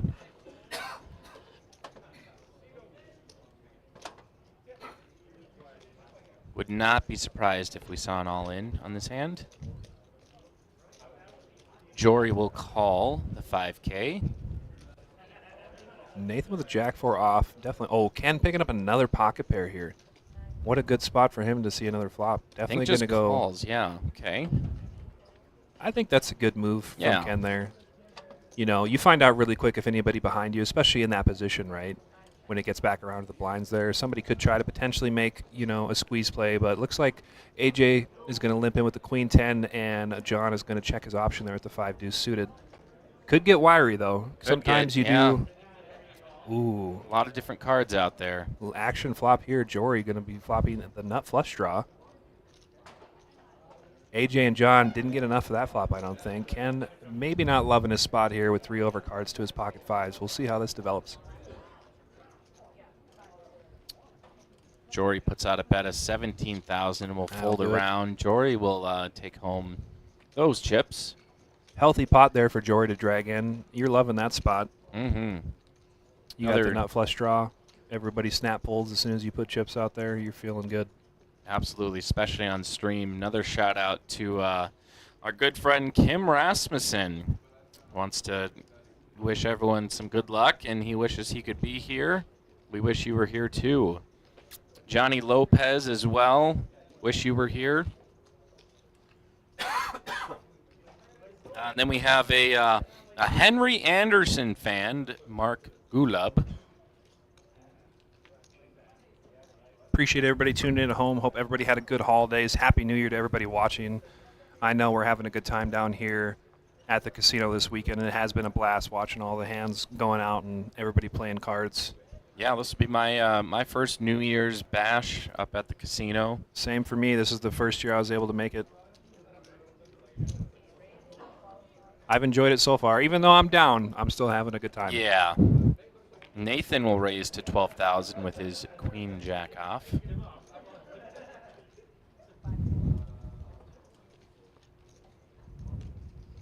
Almost a 2.5x raise here. Respectable. Going to scoop it up. Especially when you're in that early position, you make a raise like that. It does look pretty strong. Sometimes people can get away with maybe a tiny bit late, hoping you don't run into it, but most players at this stage of the tournament, if they don't have a good hand, they're probably not going to be getting too out of line, because I know they have that bag in their sights, and they definitely want to try to cash, especially if they got that double bag bonus getting into championship. Oh, yeah. I think only 6 people thus far have double bagged. Yeah, it has been a hard field for sure, and been a lot of tough players. And, you know, we both know how much variance is in poker and how much things can swing in either direction. So, well, and that's great because it just means there's that many more people. You know, if 20 people double bagged, it's not going to be too great of a championship Sunday, meaning the field won't be as deep. So only 6 thus far. We'll see if anyone else can get that that double bag on Flight C here. Flight D is coming up in about an hour. yes, indeed. And that will be running late entry as well for the first 9 levels. It's a $220 entry here at the Spirit Lake Casino and Lodge in Devils Lake, North Dakota. So if you guys want an opportunity. Oh, Kings here There we from go. Terry. I don't Scary think, Terry I don't coming think- in. Yeah, AJ's definitely not going to No. continue with this raise, but John did 3-bet to 25,000. I think John's going to call here at the ace-jack suited, potentially. That would put him all in. Yep, all in and at risk. Is he going to run it with the ace-jack suited? When you 3-bet like that, I think he bet to 25K, didn't he? If I'm correct. Yeah. So he did. you put in a 30-year stack there, and that's a pretty good starting hand, ace-jack suited. It's not the best, but he is going to Oh, make the call. There it is. I think I'm doing the same spot if I'm John there. These are the kind of hands, Brian, that make or break your tournament. Sometimes you have to just grip it and rip it when you're in these spots. He does have the over to the ace, and we talked about earlier those kings being ace magnets. So Yeah. let's see if John can spike this ace on the flop, or at least get a spike. Ooh. Set for Terry. He does hit his ace. He can hit running spades, but he is going to need some help here, and that's going to lock it up. Deuce, Terry going yeah. to go ahead and get a massive pot. Good for Scary Terry. for sure. Scary Terry. He is, like I said earlier, he's a strong player, and he knows in those spots he gets those kings, and he just sends it. Anybody's Knocking doing out. the same. Yeah, Terry knocking out another formidable opponent in John Worden. I've seen his name a number of times on DPT broadcasts, and Okay. he's made some final tables. So, I mean, basically throw what do you throw a dart in the air? It'll land on someone's head, and they're going to be a strong player. Yeah, the field has been tough, and I think you've got some good perspective because I'm not as familiar with a lot of the Dakota Poker Tour guys because, like we talked about, you guys are mainly more on the eastern side of the state, and I'm definitely not that much of a DJ that I'm going to go drive 4 hours both ways to go play in a Fargo tournament. So I try to stick close to around the Minot area where I'm from and play around there. But You guys seem big to have hand. tournaments going on at least once a month. Yeah, there is a lot of charities that work up in Minot, obviously, as well as all over the state. But RPT does have a good number of tournaments throughout the year up there. I know, like you said, usually if not once a month, like once every other month, there's usually a tournament going on around in that area. Lots down in Bismarck as well, which isn't that bad of a drive. It's only like an hour and a half. So It's definitely a worth lot it. of the opportunity. It is. If you got nothing else going on the weekend and you want to go play some cards, it's definitely these poker tours here, Dakota Poker Tour and Rough Rider. Great way to get in the game. Even if you just wanted to, you go spend $100. You don't have to buy in for the full amount. If you Yeah, want to for go sure. try your metal and just play some cards, it's not. We're not out here in Vegas at the World Series doing No. $10,000 entries, so it is affordable for more folks. And I think in general, the poker scene as a whole has kind of been continually growing. I know last year for the main event was the largest ever, right? For the most entries. I think. Yeah, it's a resurgence in poker after it kind of died out a little bit in the 2000s, and I played online way back in the day in high school, and probably Yeah. lost way more money than I should have. Poker was just very popular. And Yeah. then that massive crackdown on online poker, and oh my goodness, Oh, we got action here. Nathan flopping What a spot for Nathan, 3 huh? kings, unbelievable. Scary Terry goes from just a massive pot, and now he is in the grinder here. Don't bet into him. He's going to check All into right. it here. Terry's smart. Little does he know he ran into the set. And Terry's a good enough player here. I think if Nathan puts on some pressure, he's gonna sniff out these kings here. And Yeah, he does 10K. lead out. Yeah, Terry's gonna go ahead and lay that down. But yeah, definitely, hearing more about, the city's growing, and just more and more people from up this way. I'm sure, North Dakotans have been going down to running aces and whatnot for a long time, MSPT events. But it just seems like in the last few years since I've been around the poker scene, that it has grown a bit more. I think COVID definitely did a number on the amount of people coming, especially to live events, the live tournaments. I know the World Series was down for a while. I don't religiously follow it, but just in general, everything live. Any big event where there's a lot of people in close proximity. Obviously, everyone was being safe when COVID was going around. Nobody wanted to spread things around. So it really kind of dialed back a lot. So I think, it's still obviously around, but not as rampant as it used to be back, Yeah. Well, I got it for the when it first come out. time a couple months ago. Hello.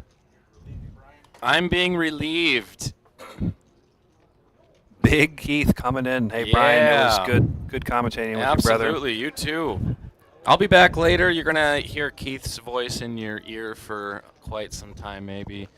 I think they want me dealing. All right, have fun, people.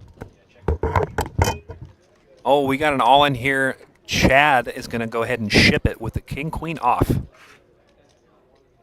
Maybe looking to get a little bit of action here. It looks like he's under the gun +1, and he does go ahead and open rip it.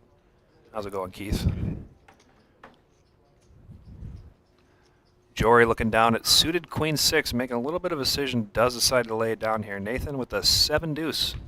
I'm going to go ahead and predict he's going to fold that, Keith. What do you think?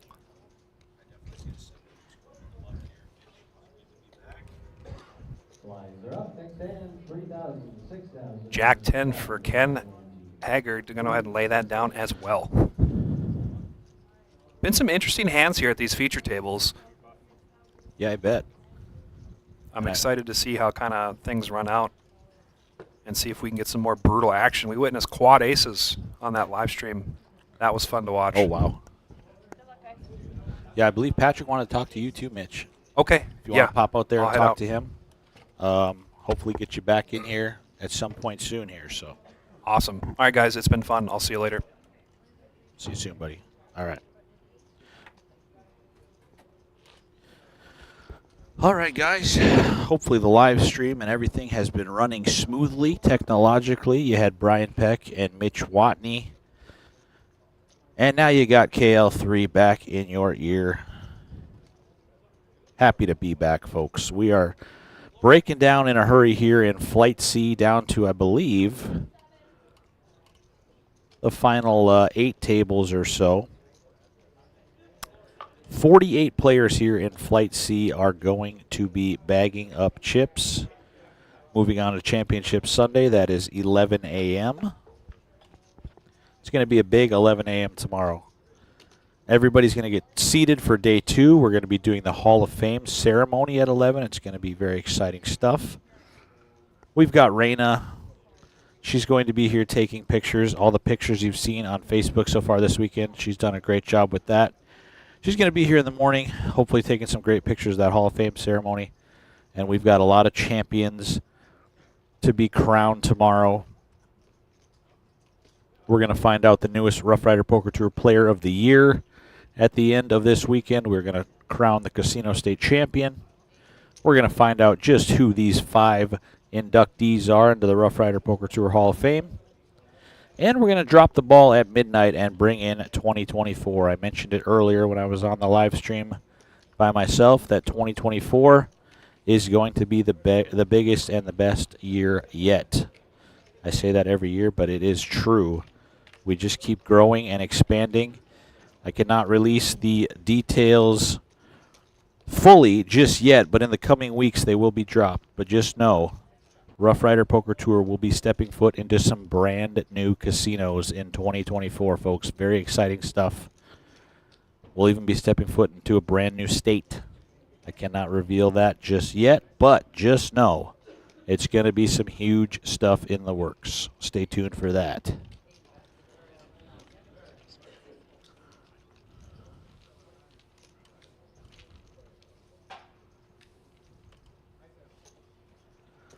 So what do we got going on here? Nate Anderson with queens. Terry Johnson, ace-3 of hearts. He's going to take it down in the 7-6-4 flop. Looks like a tough feature table group here. Dave and Jack Olette, the 1-2 punch. His trusty companion there in the 1 seat. If the guy in the 2 seat looks familiar, that's because that is Chad Himmelsbach. He was just on this live stream last month. He was our inaugural champion of the $1,000 buy-in Dream Chaser. He took that one down for $40,000. He is an absolute crusher. He's got just under $700,000 in career earnings right now on the Hendon mob.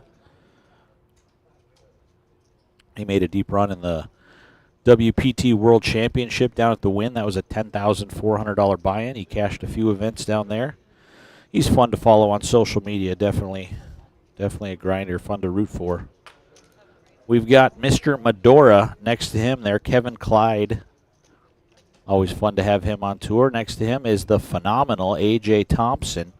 He was your Thursday kickoff champion just 2 nights ago. He is trying to run up a stack. He bagged chips in Flight B last night. He's going for that double bag bonus of $710 if he can do it again.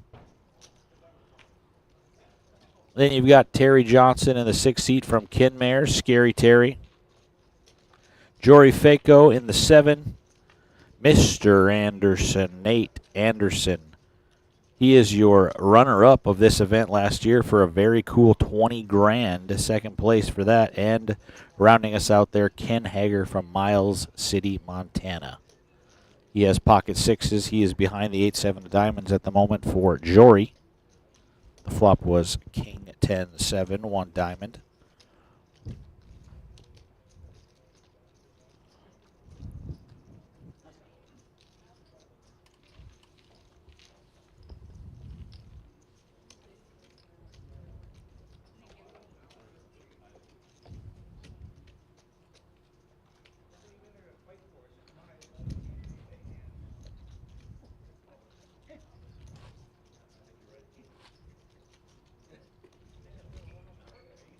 So I believe we're just kicking off level 14 here in Flight C. It is 4:42 p.m. real time.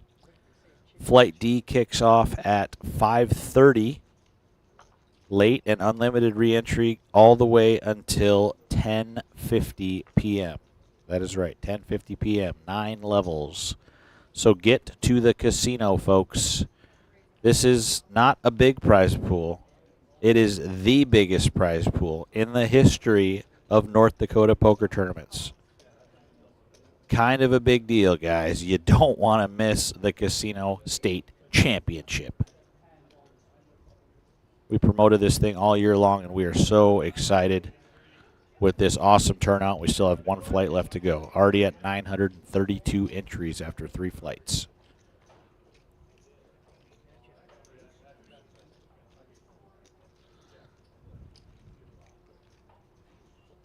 So AJ, right now, the best hand, pocket 8s. He raises under the gun. He gets called by Terry with pocket 4s. Jory with ace-6 of clubs. And Kevin Clyde on the short stack is all in from the big blind with king-jack offsuit. So 3 players going to the side here. Let's see what happens.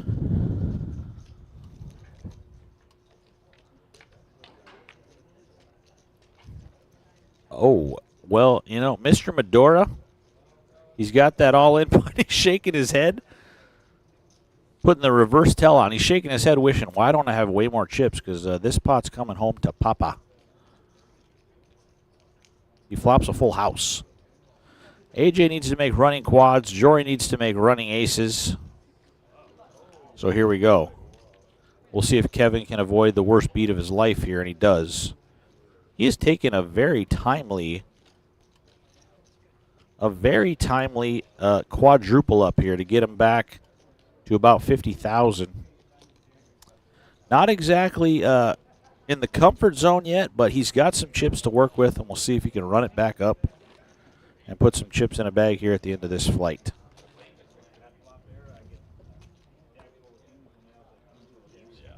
Just a flesh wound for those other players. Didn't lose much.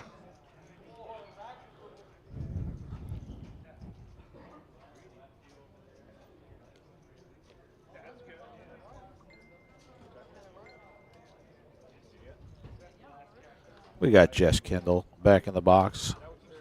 It's been Jess and Jess. She's wearing that fresh RPT blue.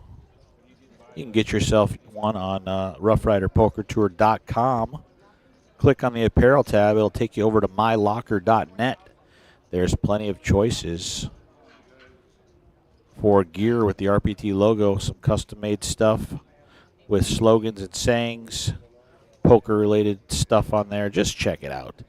And who do we have here, folks? That is none other than Donovan Duff DeSeth. If that name sounds familiar, that's because he is your front runner to win the 2023 Rough Rider Poker Tour Player of the Year. He's had a heck of a season, highlighted by his first place finish here back in March at the Frozen Frosty. He took that down for $19,000. He's tallied up over 45,000, I believe, on the season. 45 grand in cashes. He passed up Zach Byers. He is now sitting at number 1, but there's about 10 to 12 players behind him, depending on how they finish, which would have to be very high for a lot of them, as in first place or better for that bottom half. If they can do something and make an incredible run here, they can overtake Duff, but right now he is sitting in the catbird seat.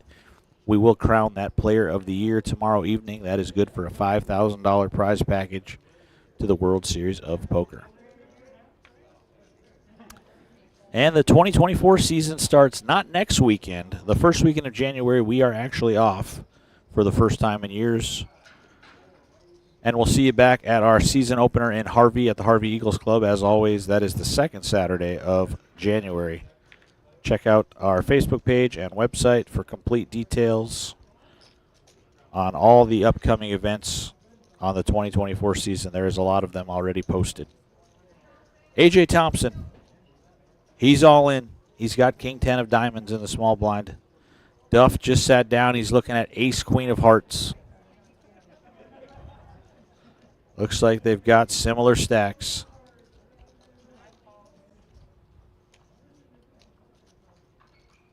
We lost his graphics there. He's still got his cards, it looks like.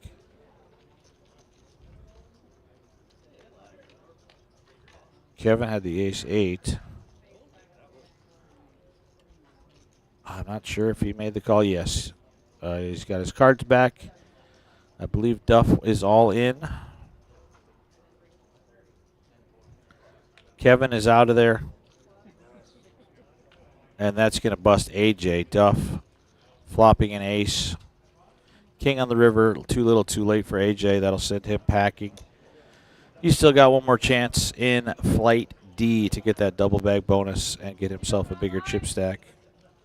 And Duff has never been happier to move tables and scoop that pot.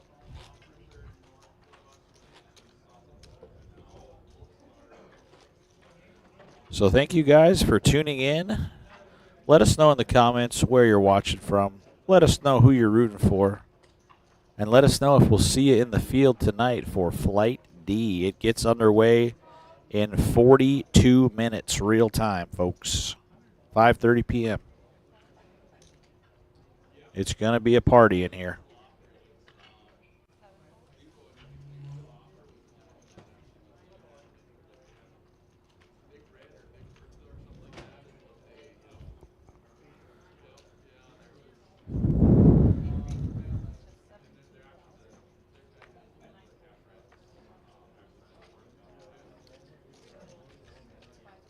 Ace Queen for Mr. Anderson, going to raise to 17,000. We'll see if he finds any resistance. And that is going to take down the blinds and antes for Nate. He's got the signature shades on, backwards hat. He's looking like he's ready to crush some more souls here this weekend.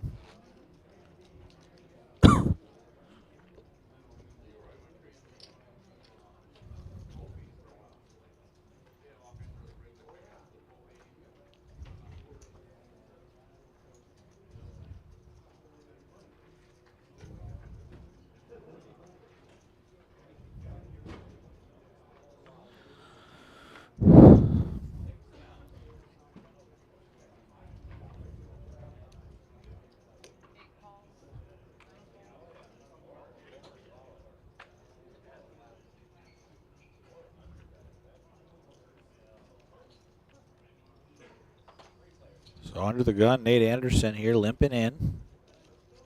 Because limping is pimping, folks. He knows that. Dave Ouellette in middle position with a tricky chip stack of just under 20 big blinds. Decides he's going to make the call as well.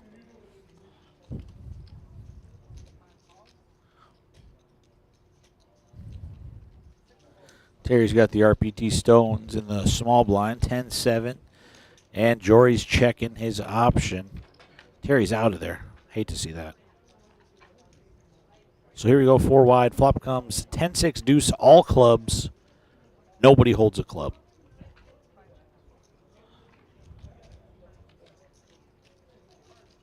Turn is a 7 of spades.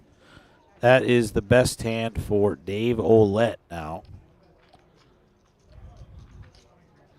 Some straight draws for Duff and a gut shot for Jory.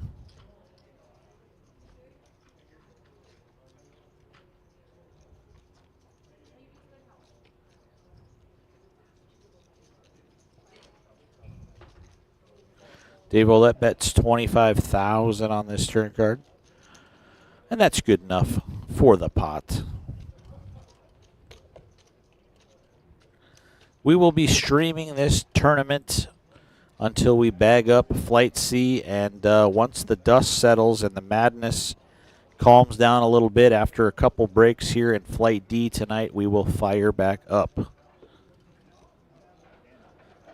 So we'll be streaming Flight D, hopefully, with no technical difficulties until about 2 in the morning, roughly. And then we'll be back here at 11 a.m. to kick off Championship Sunday. Not sure when the live stream will be underway tomorrow, but stay tuned for that. As long as you like us on Facebook, you will get a notification when we do go live.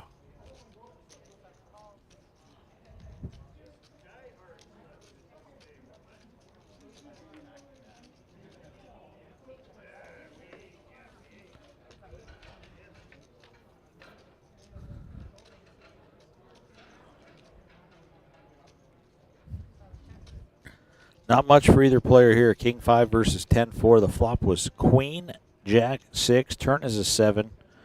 King high, the best hand for Nate. Looks like the old standard checker down. But a 10 on the river for Jory. Now the best hand, he's going to make a little stab at it. Good for the pot.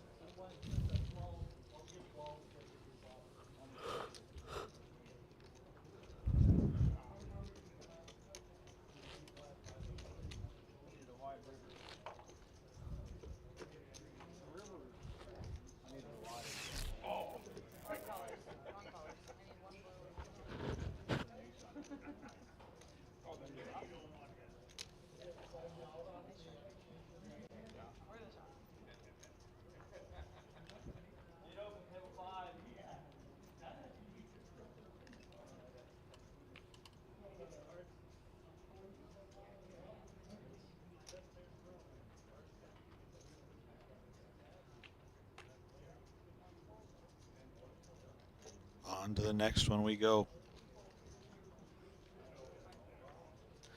Hand number 63 of today's feature table.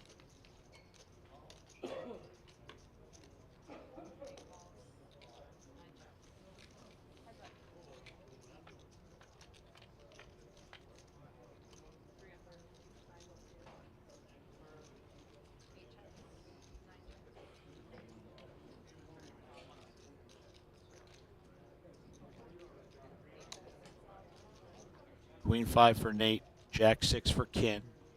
We'll see who wants this pot more, and it happens to be Nate with the best hand there, Queen high.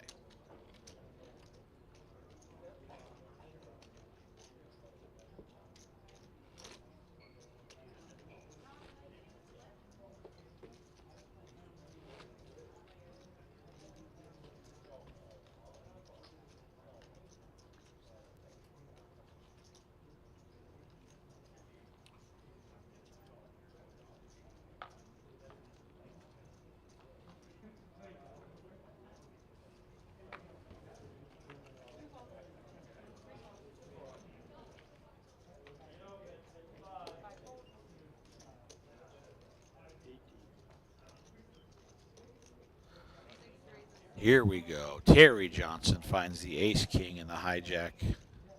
Gonna raise to 18,000, 3 times the big blind. See if he wakes up with any resistance. Right next door, Jory likes the Jack 8 of diamonds enough to come along. They've got similar chip stacks, looks like.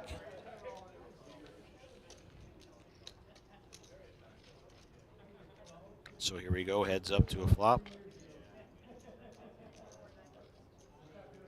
Deuce 4-3. Ace King high still out in front for Terry. He's got a wheel draw now as well. Looks like he's going to continue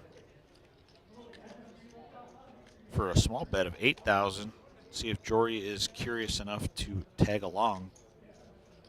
He does have some backdoor flush cards as well as 2 overs to the board. He can speculate for 8,000 into a $51,000 pot. See how he feels about it. He thinks better of it, gets out of the way. Pot over to Scary Terry.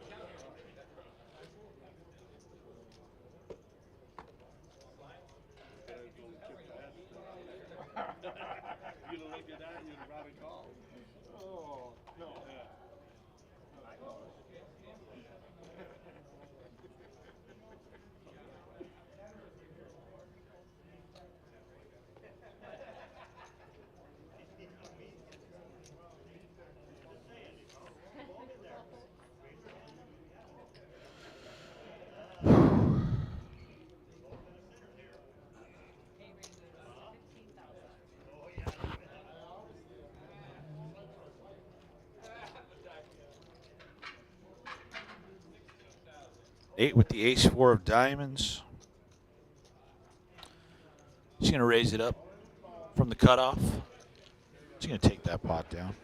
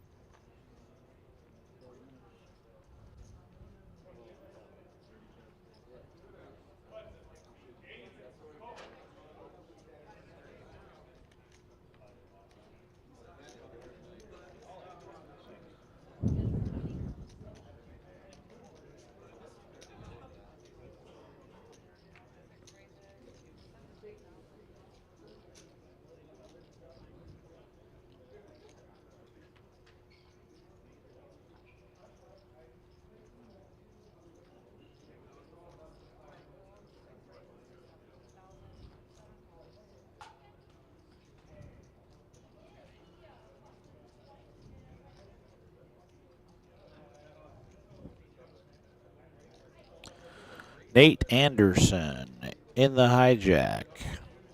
He's got ace-queen. Terry opens under the gun +1 with king-jack. See how Nate wants to proceed. Looks like he is lining up a raise. Indeed he is. He's going to 3-bet it to 50,000.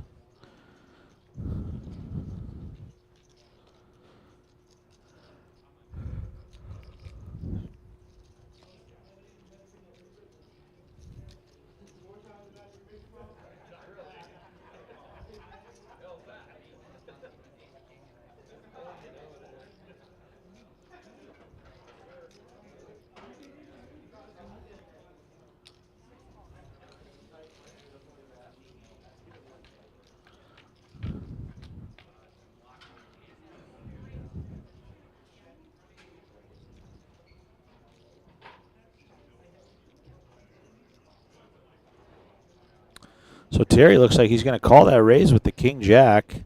Get himself in a little trouble on this flop of ace-king-deuce. Nate checks behind here. Let's see if it bites him. He makes 2 pair aces and queens. Terry's got a king with a gut shot to Broadway. He checks it. Does Nate want to come out and pounce with a bet here? He's going to check back. Interestingly played hand all the way through by both of these guys. I thought it was going to be over pre-flop, and this is how it can go, folks. No money went in on the flop or the turn. Terry Johnson very fortunate to get 2 free cards and make the nuts with Broadway. He bets 55K. Nate quickly calls with a very disguised strong hand, aces and queens. Not strong enough after that run out, though. He's going to be kicking himself for not firing that one. Terry very happy to scoop those chips. He's back up to 300,000.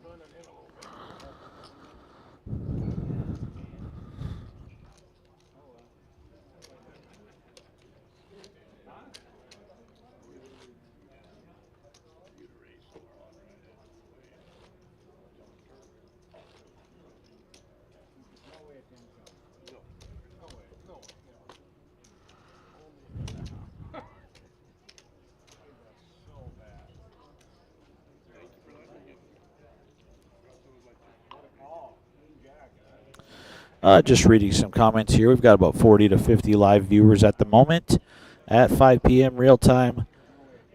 Yes, Nathan Retke, everyone who puts chips in the bag is coming back to day 2 in the money. We play down to 12.5% of the total entries rounded up. There will be some double, possibly triple baggers. Who knows? Maybe even a quadruple bagger. So those stacks will be removed from play if people make it to day 2 more than once, and we will pay them $710 for each additional bag. Uh-oh. Dave Olette Found the king jack of spades. He's all in for his last 21 big blinds, 125,000. Duff, Deseth, points leader, scratching the head here. He's got 2 red 10s. It's one of those spots where he thinks there's a pretty good chance he's either in a flip or he's dominated. Dave's probably got a big pair or 2 big cards. It is more than half of Duff's chips to make the call here. We'll see what he decides on.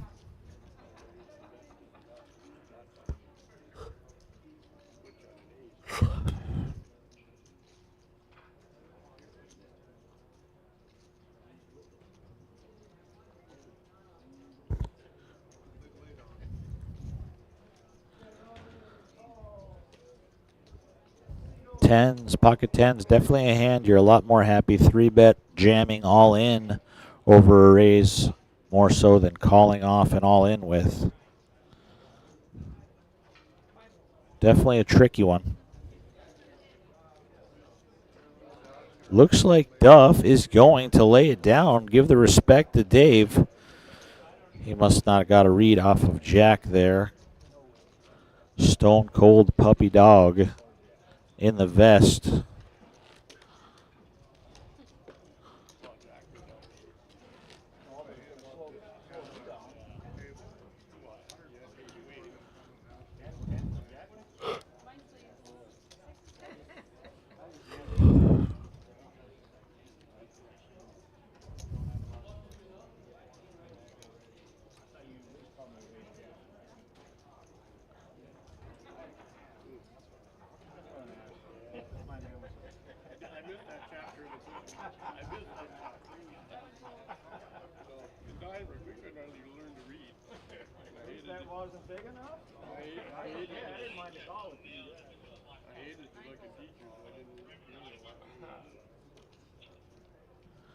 Dave Olette, he's on live stream, and he looks down at 10-7 suited.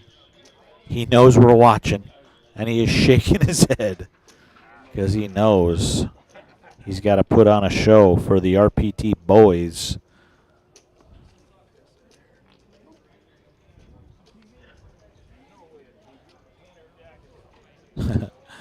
Here he is cutting out some chips.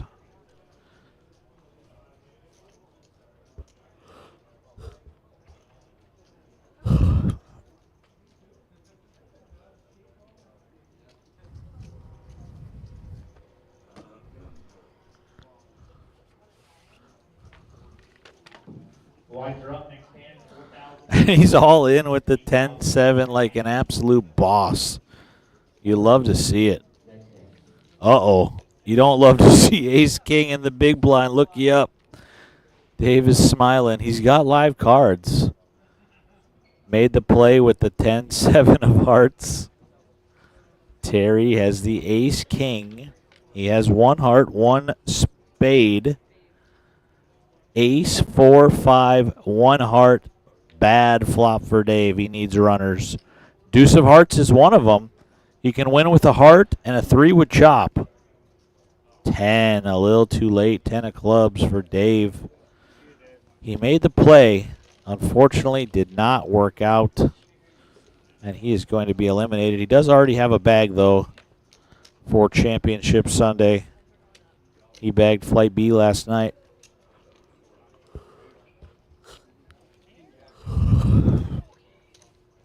I believe he's actually a double bagger, one of 6 double bags. See if I can name them off the top of my head here. LJ Trottier, Dave Olette. You know, my brain's just not really firing on all cylinders as I'm a little sleep deprived here after a long weekend. But you can check out our Facebook page. We've got posts up for the chip stack qualifiers from flights A and B. We'll make another post here after C concludes, and then one final post after Flight D that has all the chip counts, all the double, triple, quadruple baggers if there are some. We will have your payouts for Championship Sunday, everything in between, seat draws, table assignments. That will all be posted, I would assume, probably like, geez, about 4 in the morning once that all gets done. We got a good team here, a good late night crew that helps me with the late night social media posts. I got to put all the names in a spreadsheet. We got to get all these bags out, put them on tables, randomize them, get them seated. It's a nice process, but we got a pretty good smooth system here we've been doing for the last couple of years. And players, we like to have them be able to wake up in the morning and know exactly where they're sitting, who they're playing with, and everybody's chip stacks, what they're playing for. We just pride ourselves on trying to be the most professional poker tour out there these days, you know. Had a lot of compliments from players, new and old, first-timers and lifers this weekend, all complimenting us on this tournament and all of our dealing staff, everything in between. So we appreciate all the kind words. We really do strive to be the very best, and it really shows in events like this where we can staff it with just a really solid group of dealers, from Jerry, Tim, Patrick to myself. Everybody just running a tight ship, keeping everybody from players to dealers to everybody in between. Just everybody's just such a fun, relaxed, crazy environment that we just, you know, we keep the wheels running. You know what I mean? Like I mentioned earlier, my brain not exactly at full capacity here. My words are escaping me. To summarize, thank you for playing the Rough Rider Poker Tour Casino State Championship, guys. Thank you for the kind words. We will crown a champion tomorrow. We hope to see a lot of new faces for the 2024 season. We kick off 2 weeks from today in Harvey, North Dakota.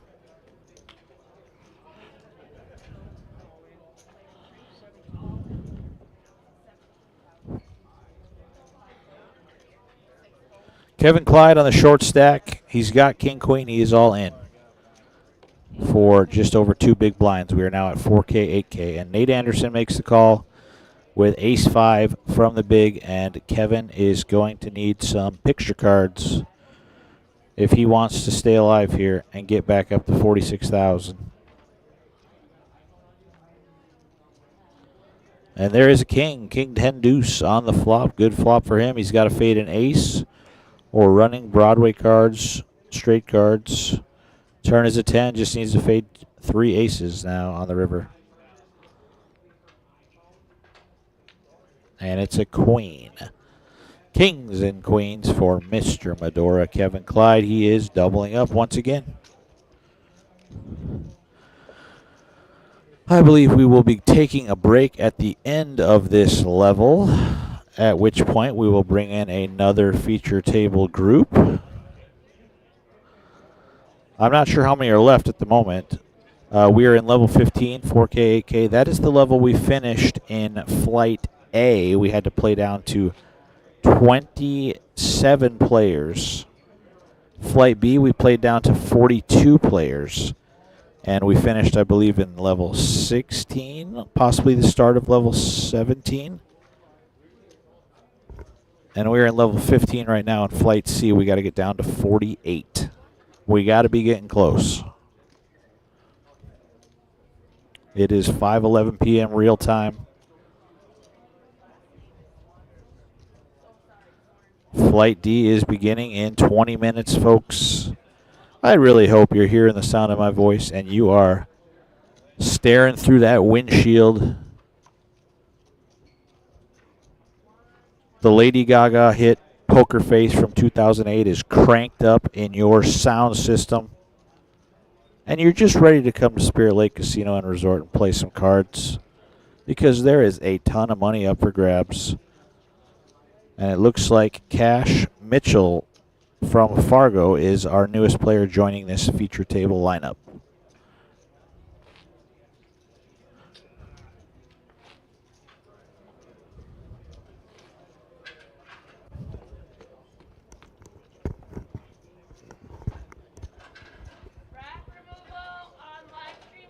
There are your chip counts there for this feature table. Terry Johnson, he was kind of on the short stack for a bit, and he just has been on a heater up to 427. He's the biggest stack here, all the way down to Chad Himmelsbach. Haven't seen much from him. He's got 3 bigs and change with 31,000. But, like I mentioned, he is one of the best players to ever come out of the state of North Dakota. He's a World Series of Poker bracelet winner. He won our inaugural $1,000 buy-in, and he is looking to become the Casino State champion. Unfortunately for him, he needs to find a bag to be able to do that. He did not find one in Flight A or B yesterday. And his chances are not looking the greatest at the moment. He is in need of some double-ups.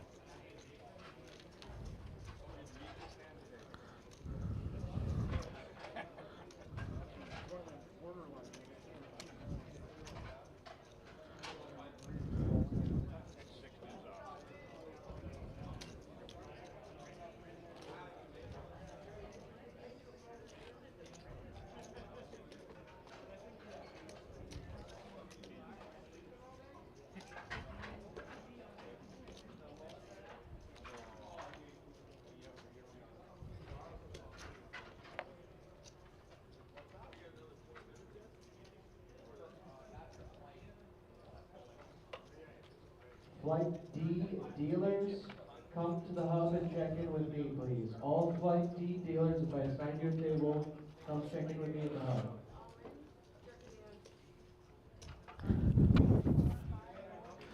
And here we go. Chad Himmelsbach under the gun has ace-8. He is all in for his last 31,000. We'll see if he finds anything to put up any fight against him. Nate Anderson's got big lick there, 69 into the muck. And it looks like that is going to get through. Chad happy to pick up 20,000 chips. Back up to 51K.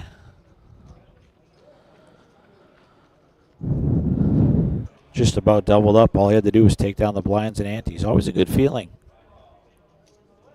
We'll see if that is the start of something beautiful here for him.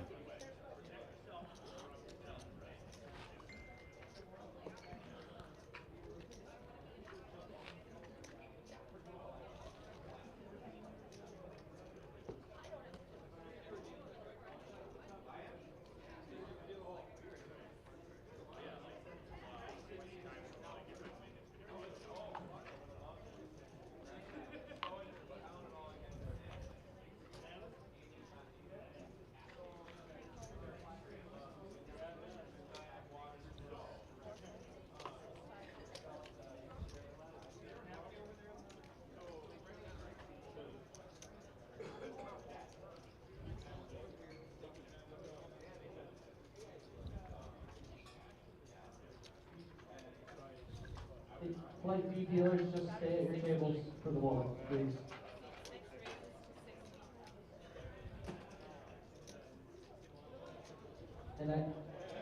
Terry, middle position with ace-queen. He's going to raise to 16,000. Right next door, Jory is pipped with the ace-jack.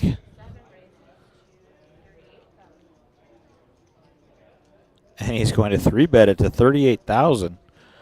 Interesting. We will see how Terry wants to proceed. Terry does have quite a lot more chips than Jory. We'll see if he wants to put him to the test or just see a flop. Ace-queen, a very... thank you. It's going great. Yeah, it's going well.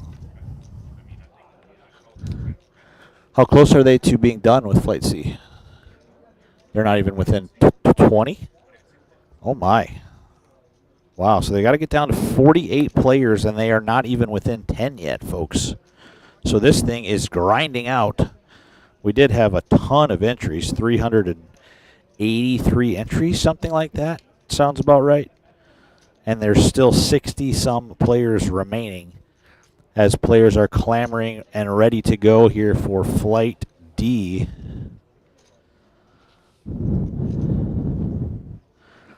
Anyways, here back to this hand. Ace-queen versus ace-jack. Jory outflops Terry. But Terry finds the queen of spades on the turn to retake the lead here.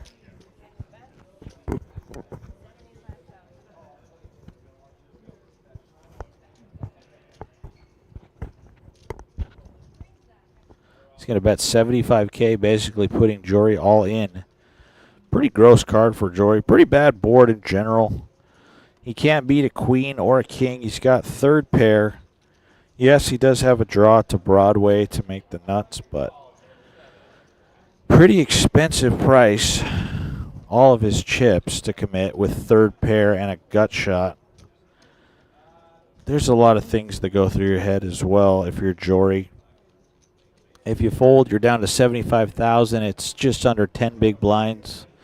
We're getting down to crunch time here in Flight C, where you want to start accumulating chips and surviving for a chance to make day 2. So he elects to lay it down.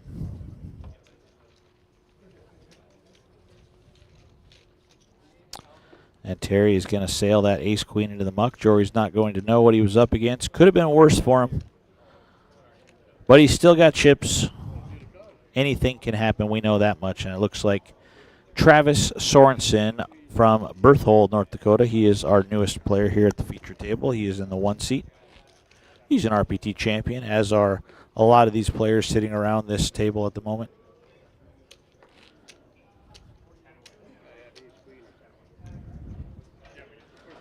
Jory's biggest win was earlier this year in 2023. I believe it was end of March, early April. It was during March Madness. We were at the Grand Hotel in Minot for the Magic City Poker Open. He took that one down, I believe, for $6,000 and change. He was on the feature table for that.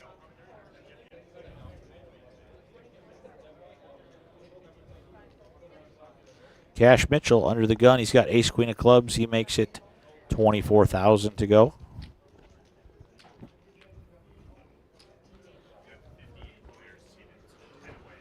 Perfect. Oh, my. 58 players here remaining in Flight C, and you're worried about having enough tables to start? Is that what you're good? Yeah, you're starting on 20 like we did for Flight B, or? Gotcha. Sure. Yeah, so that is the official word here from Flight C. 10 players away from being done bagging and tagging. A line all the way wrapping through the ballroom, through the casino. Players trying to sign up and play Flight D. So get to the casino, folks. This is not a drill. This is the RPT Casino State Championship. We're playing for a huge amount of money tomorrow. And on top of that huge amount of money, $10,700 main event seat. World Series of Poker main event, folks. If you're not familiar with that, that's a $10,000 buy-in. First place was just $12.1 million. So you could potentially parlay that win into a huge finish in that tournament next summer. The sky's the limit, folks. Poker is just, it's just awesome. Ken Hager with ace-jack finds the perfect run out for his hand, and he is going to crack the ace-queen of cash. Looks like not too much bloodshed has happened here. Cash just left with ace-queen high now.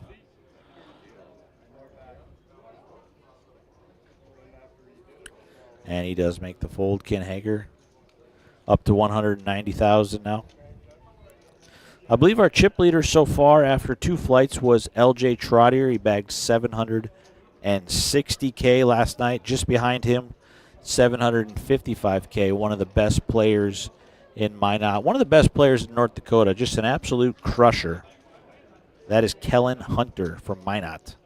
755K. So those two guys right now are the stacks to beat. We for sure will be coming back to the youngest flight, which is going to be probably Flight A. I do not foresee Flight D tonight ending before that. It's going to be a late one. So that's level 15 with 10 minutes and 7 seconds left on the clock, 4K, 8K. That's where these players will resume 11 a.m. tomorrow. Scary Terry under the gun with a pretty scary looking holding ace king.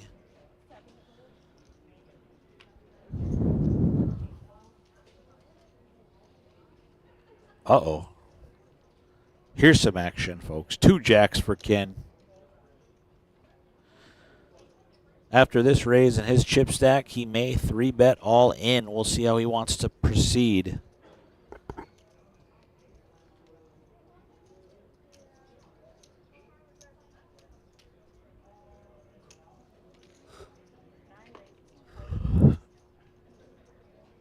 Well, he's not all in, but he does put in a small 3-bet to 40,000.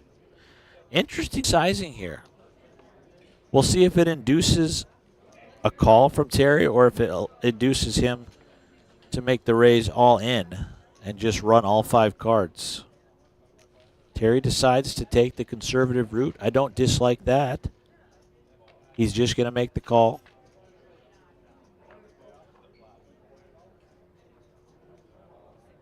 Flop comes 6-6-8.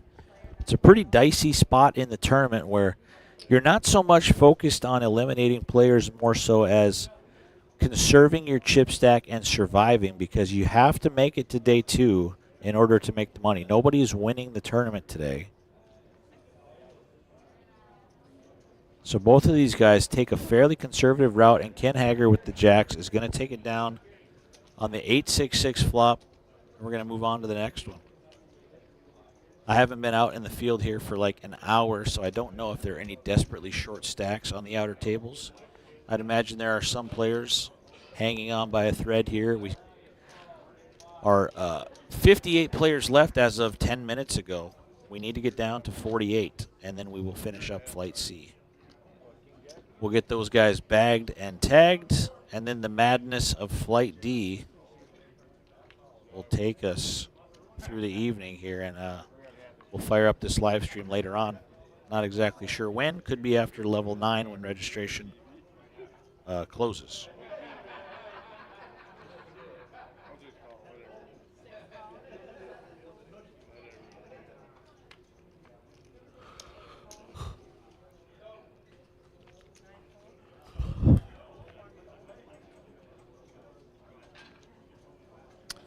Chad on the short stack and the cutoff with ace jack. He is all in for 31,000. Terry limped in with the king jack. This is a good spot for Chad if Terry makes the call, and he does. So 82K in the middle. That's 10 big blinds that could go to the way of Chad Himmelsbach if he can avoid a bad beat here.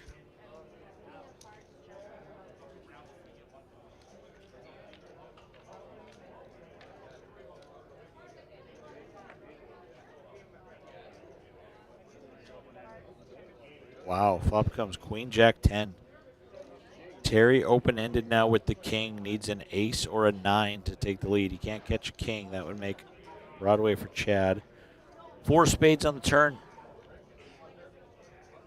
Can he fade an ace or a 9? And yes, he can. It is a 6. So Chad back to 82,000. Staying alive here in Flight C.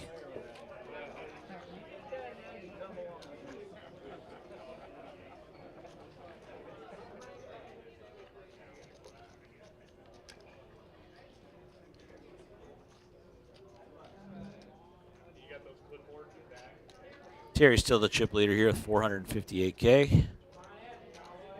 Kevin, Nathan, and Jory, and Chad, all 10 big blinds and below. Chad, freshly off that double up here, is now the 4th shortest instead of the 2nd shortest.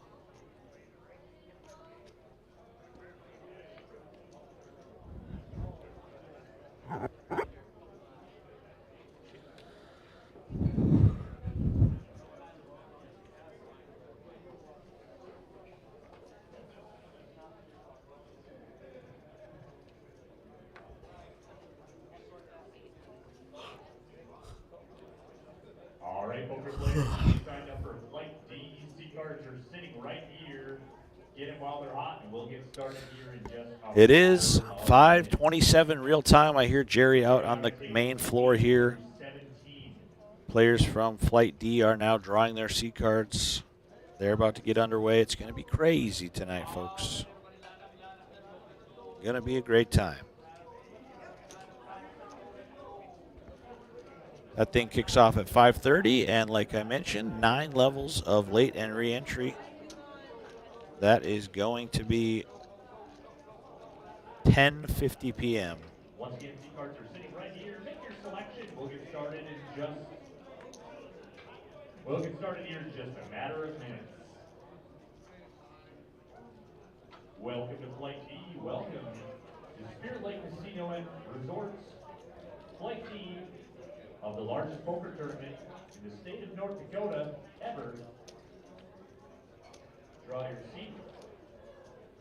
We'll get started here shortly, folks.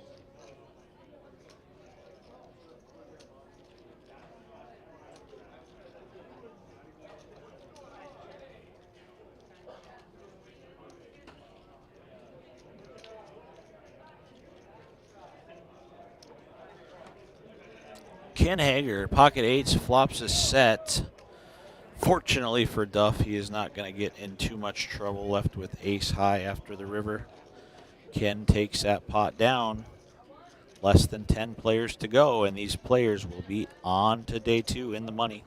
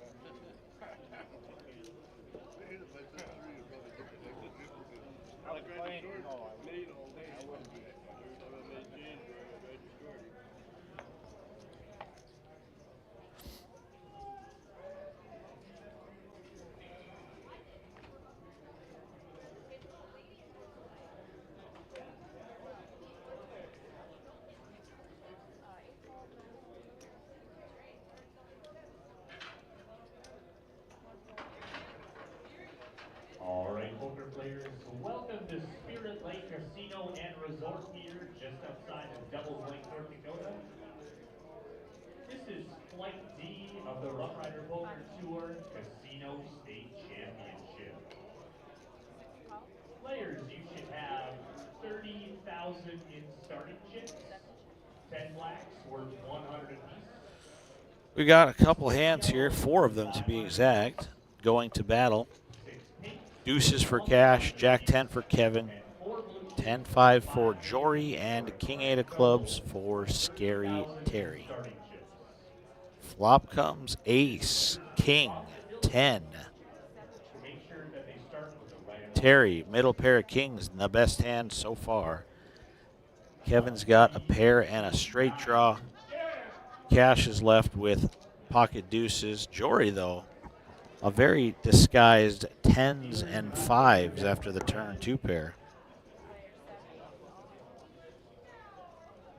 He's going to move all in. Looks like a pot-sized bet of 60,000 after Terry bet. Pretty gross spot for Terry. He's kind of has a decent price, but he knows he's definitely behind. He does get away. He doesn't give Jory the courtesy double up, so Jory's happy to scoop and get pumped back up to 15.5 bigs, which is 124,000 here at this juncture.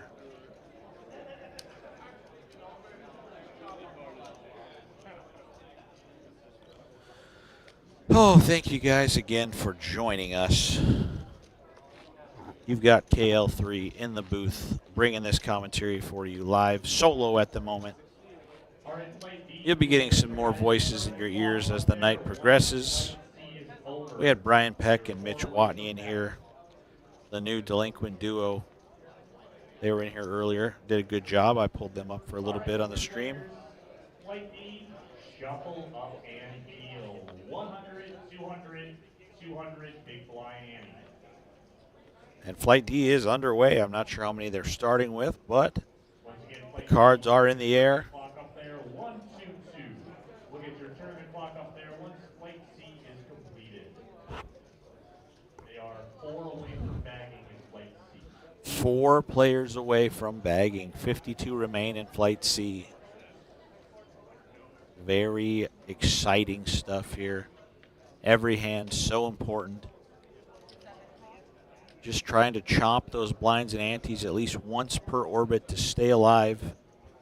Hopefully pick up some hands so you can get that timely double up as we approach the bag and tag mark of 48 players remaining.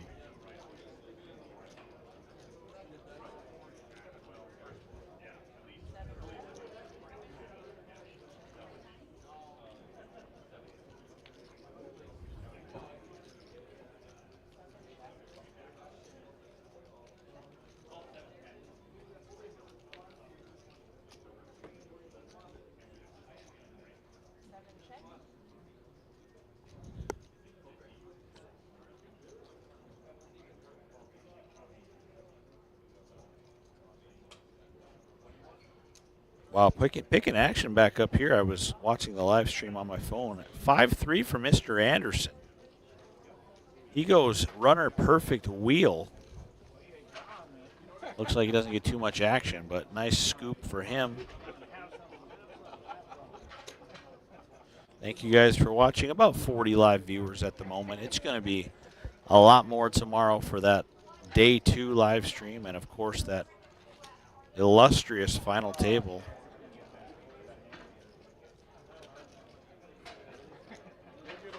And it looks like we are taking a break very soon here, guys. All right, Flight C, you guys are on a 20-minute break now. So I'll be in here for this last hand or two, and then we will take a short break. These players will step out for about 15 minutes, and I will step out of the booth. I will help the madness of Flight D get underway, and then I'll be back, or someone will be back. We will be coloring off some of the pink 1Ks during this 20-minute break. Flight C. After this hand. Okay, so this is our final hand together, guys, and I'll be stepping out onto the main floor. And what better way to wrap it up than the 10-7 of clubs under the gun? Oh, no. Travis returns to sender.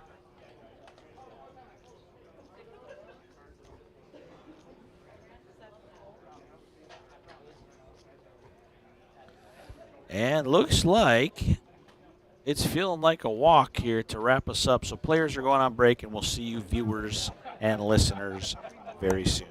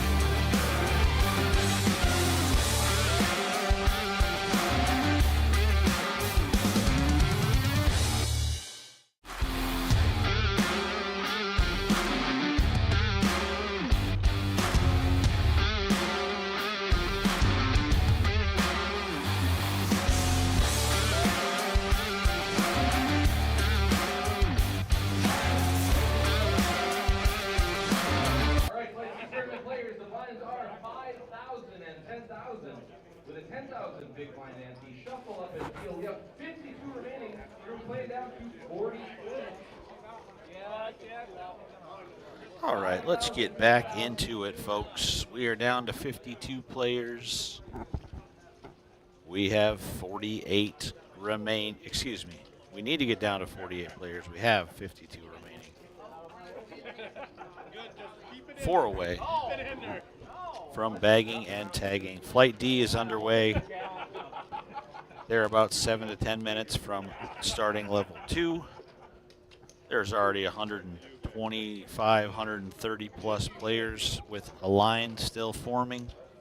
It's going to be a very large flight. I can about imagine almost all of these players in Flight C are going to get back in Flight D as well for a chance at that $710 bag bonus, as well as just padding that chip stack, getting themselves a bigger stack and a better chance for day 2 on Sunday. So here we go. Back to it. Kevin Clyde on the short stack is all in. He has ace 8.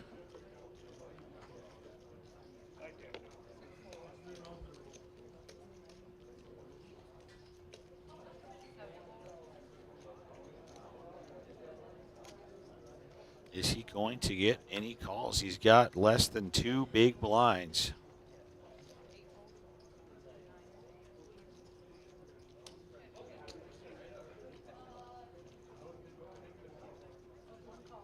Travis is going to make the call with the queen 5. So here we go. Kevin at risk with ace 8. Travis has queen 5. Mr. Medora's tournament life on the line. He gets out flopped. Queen 10-6. He needs an ace quickly or runners to make a straight. Turn is a 7. He needs an ace or a 9. 7 on the river. 10-7 would have made a full house. But instead, we're going to lose Mr. Medora in 52nd. We are 3 away from bagging chips here in Flight C.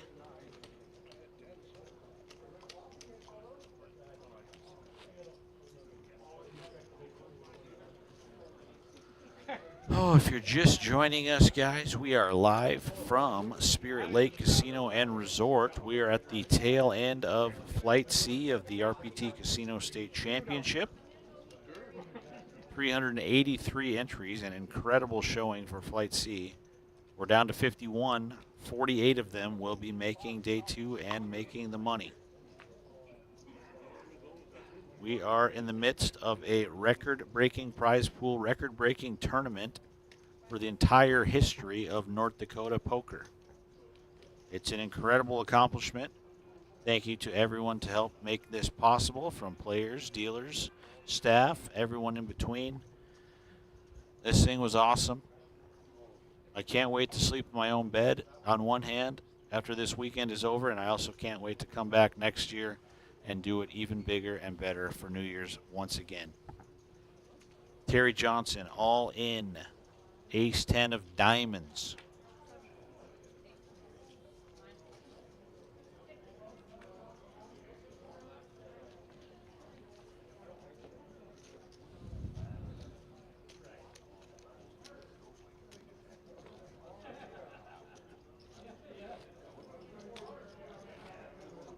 No takers there. So there you see Chad and Nate, 6 and 4 big blinds respectively.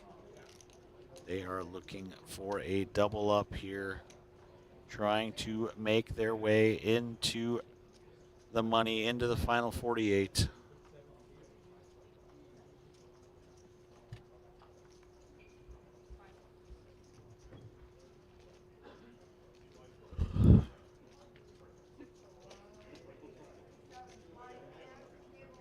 Jory found a hand. He is definitely going to go with this one. Ace King.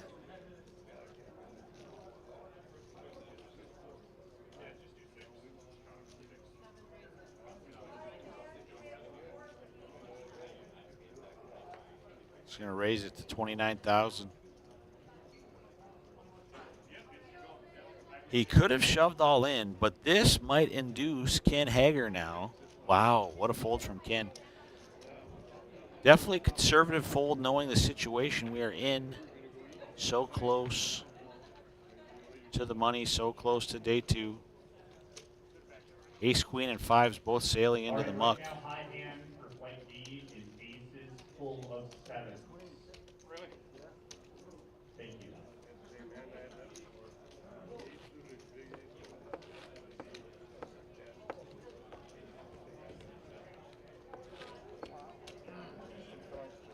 Eric B with aces full of sevens right now, high hand for flight D.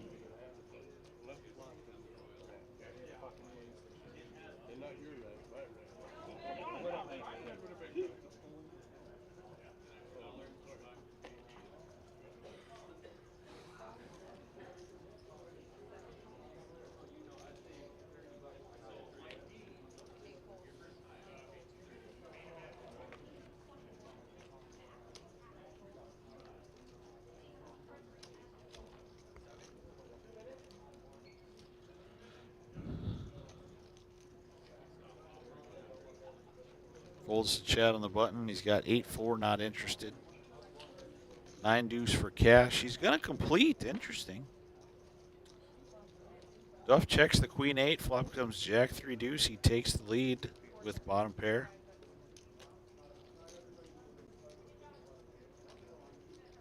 And he's going to check it over to Duff, who bets 15,000.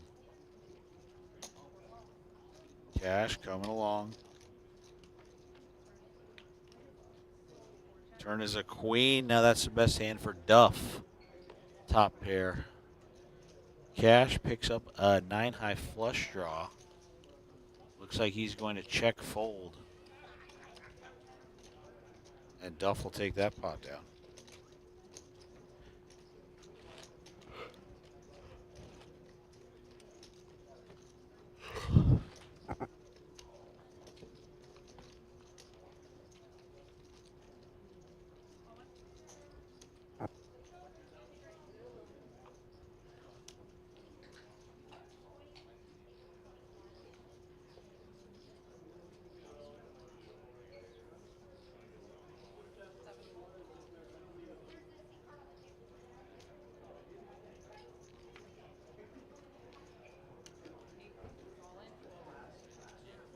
Flight D players, your blinds are up next hand.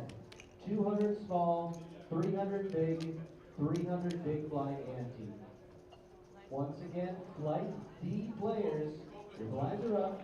200 small, 300 big, 300 big blind ante next hand.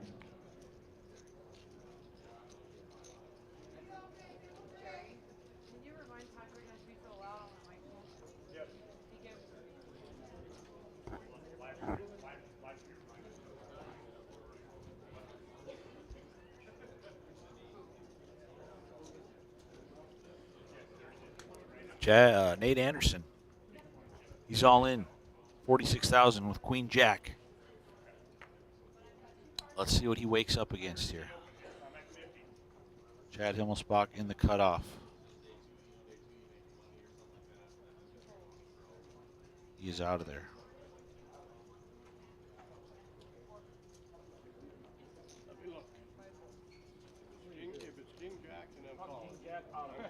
Cash folds, Duff folds. Terry with the 5-3. He's out of there as well, so Nate happy to collect 25K. Get back up to 7 big blinds.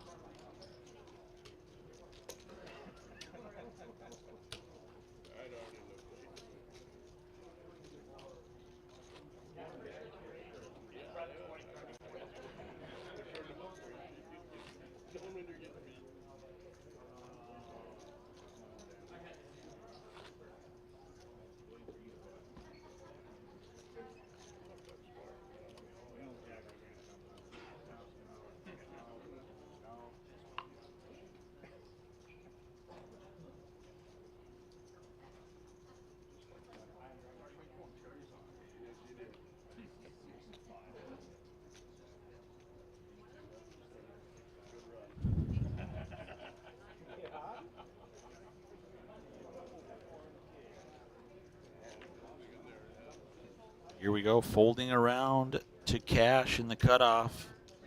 He's got ace king. It's a monster. He opens to 21. So We're down to dealers in 50 Flight players out C, there, folks. if you lose a player, 2 make from the sure money, that 1 away you from hand for restart, hand. because we are 1 away from going hand for hand in Flight C.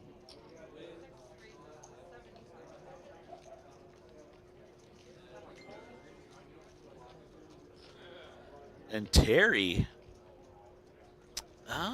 could be some bad timing for him unless cash is. Wow, my goodness.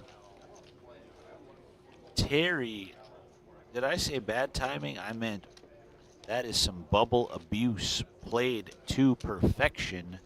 He gets cash to fold a monster. Ace King does not want to gamble for his tournament life here. 2 from the money. He wants that bag for day 2.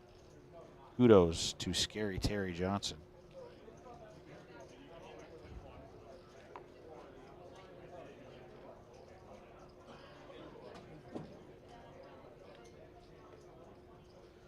That is the dynamic here, folks. The big stacks, they may definitely start to prey on the shorter stacks, as we just saw there. When they know they're not at risk, they're going to put you to the test. And that's what happened to Cash Mitchell. Grant Peter. Chad Himmelspach, ace 9. He's got 6 bigs. He is all in. Let's see if he runs into any resistance. So far, so good. Big blind. Oh, 2 jacks for Nate. He slides in the call. Chad is looking for an ace quickly, or he will be your 50th place finisher in Flight C. He is still looking for bag number 1. Flop comes 6-5 deuce. Needs an ace quickly. King on the turn. He's down to 3 outs. He's starting to pack up. King on the river. Mr. Anderson, Nath Anderson. Clutch timing finds 2 jacks in the big blind to bust Chad. And we are going to be hand for hand, 1 elimination away from day 2 here in Flight C. Flight C, finish the hand you're on. Unfortunate there for Chad, but he has 1 more shot here in Flight D to find a bag and find his way into Championship Sunday. Chad is one of those players I mentioned earlier who has a chance to overtake Player of the Year. He is 6th in points coming in. He needs a big finish here. And he's got to qualify for day 2 in order to do that. So best of luck in Flight D to you, Chad.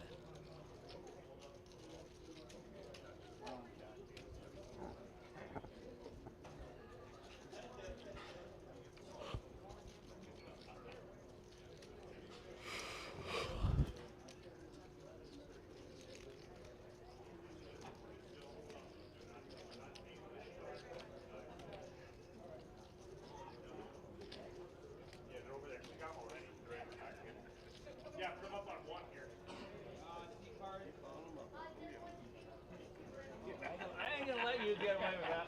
That next time that happens, which is gonna be soon, I'm not gonna let it happen. It ain't gonna happen. I know that.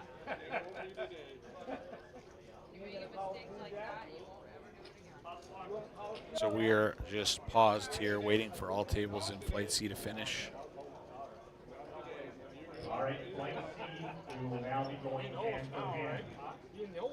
We're at 49 players. If you guys want to click it down, still says 50. Clock is paused, Flight C. 2 minutes will get clicked off the clock at completion of every hand. Okay? Dealers and players, if there's an all-in call here in Flight C, do not expose your hold card. It may influence action at one of the other tables. So dealers, if there's an all-in call, do not run it out. Okay?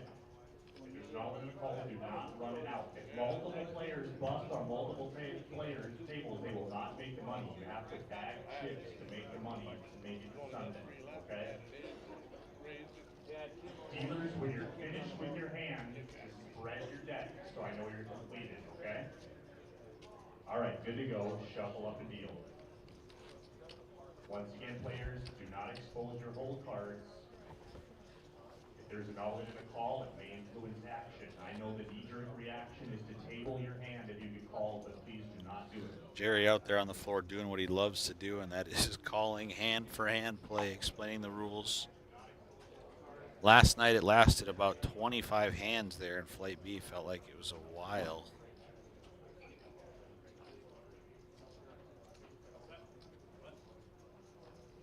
We'll see how this one goes. Hand number 1 of hand-for-hand play. Players really going to be tightening up now. Big Stack's going to be applying the pressure.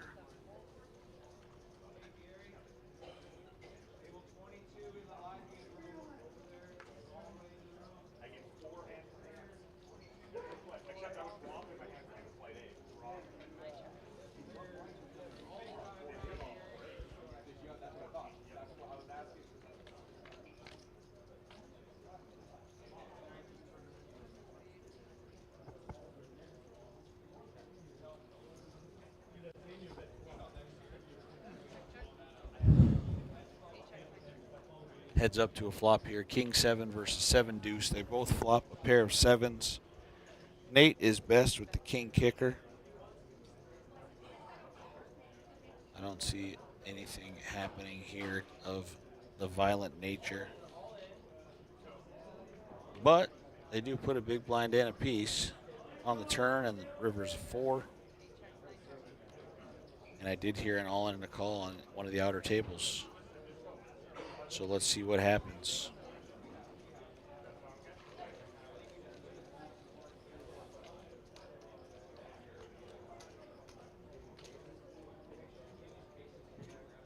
Next hand.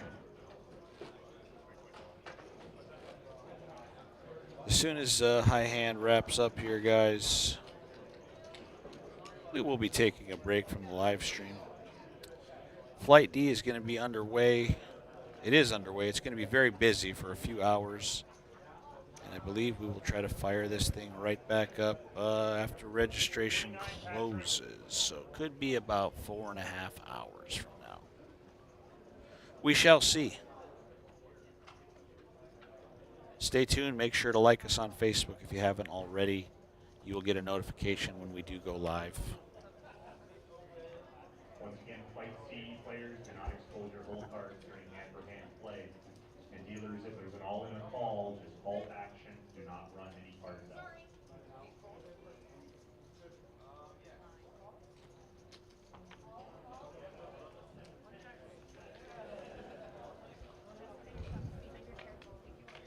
Terry in the hijack limps in with the ace-king of clubs. Interesting. Lets 3 other players in. He still has the best hand with ace-king high.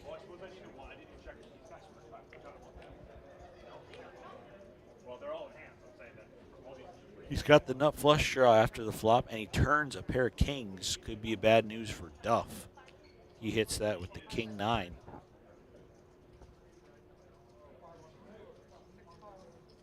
So Duff gonna bet 30. Terry makes the call. The other 2 players, I believe, getting out of the way. River is a queen of spades. Terry's good. Kings and 8s with an ace kicker. Does Duff want to fire again? He checks this time. And Terry content to just check this one back and take that pot down.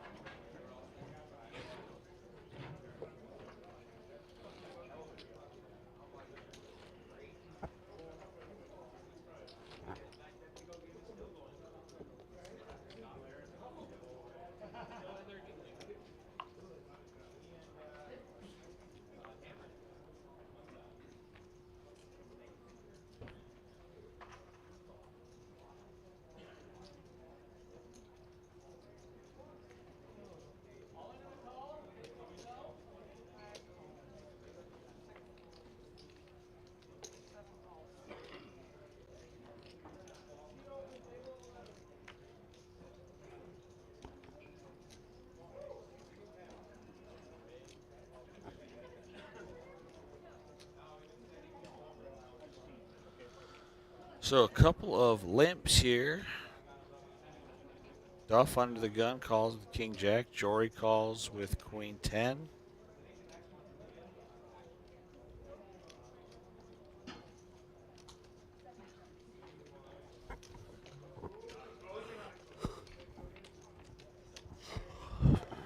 And Cash from the big blind has A7. He checks. Flop comes 10, 9, 3, 2 hearts.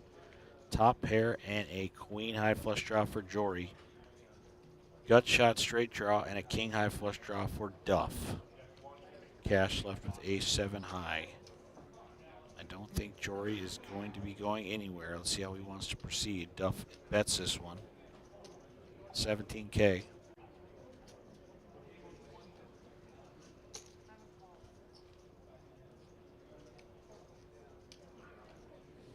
Jory makes the call. Turn is a king. Now Duff, the best hand. Top pair of kings. He checks it. Jory is betting it.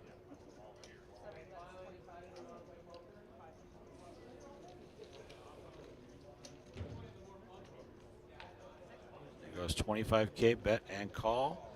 6 of hearts. Oh my goodness. Flush over flush now.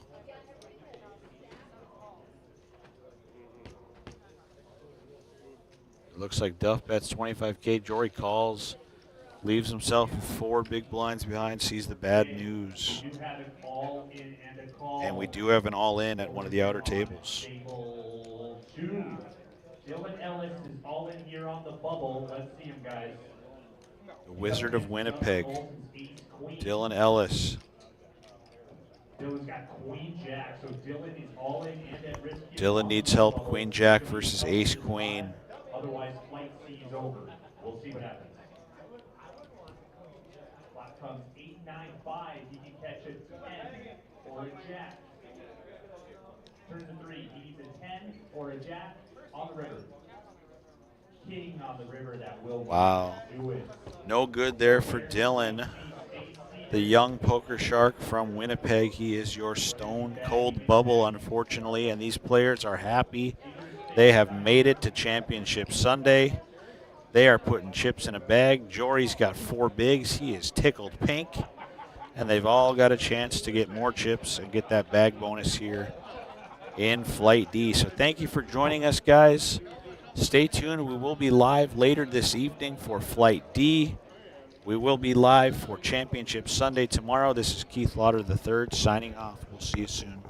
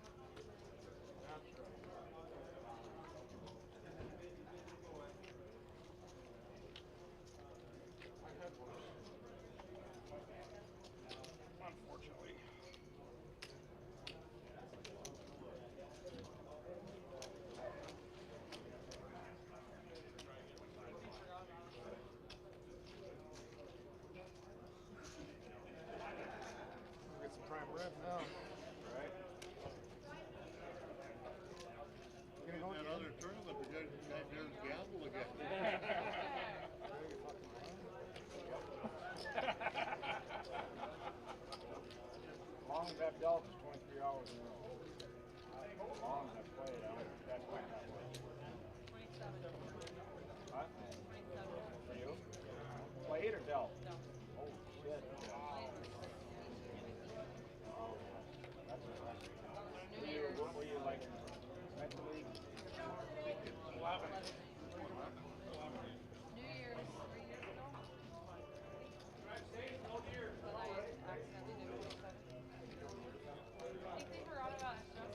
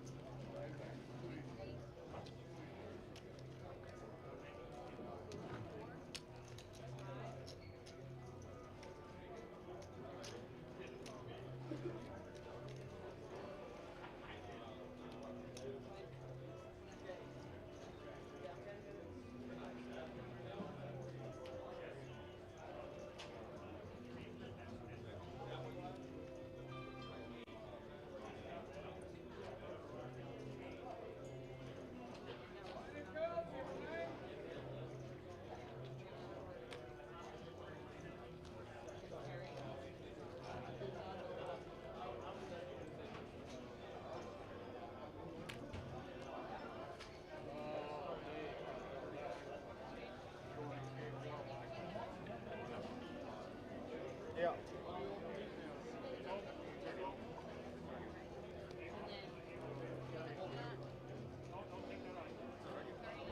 Can't hear you, bro. That's all there.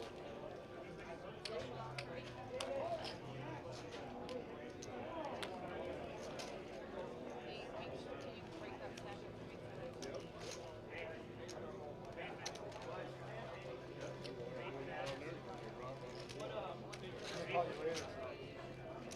Okay. Let me call you in a minute. I don't know. Hey, I'm gonna go eat something. Oh yeah.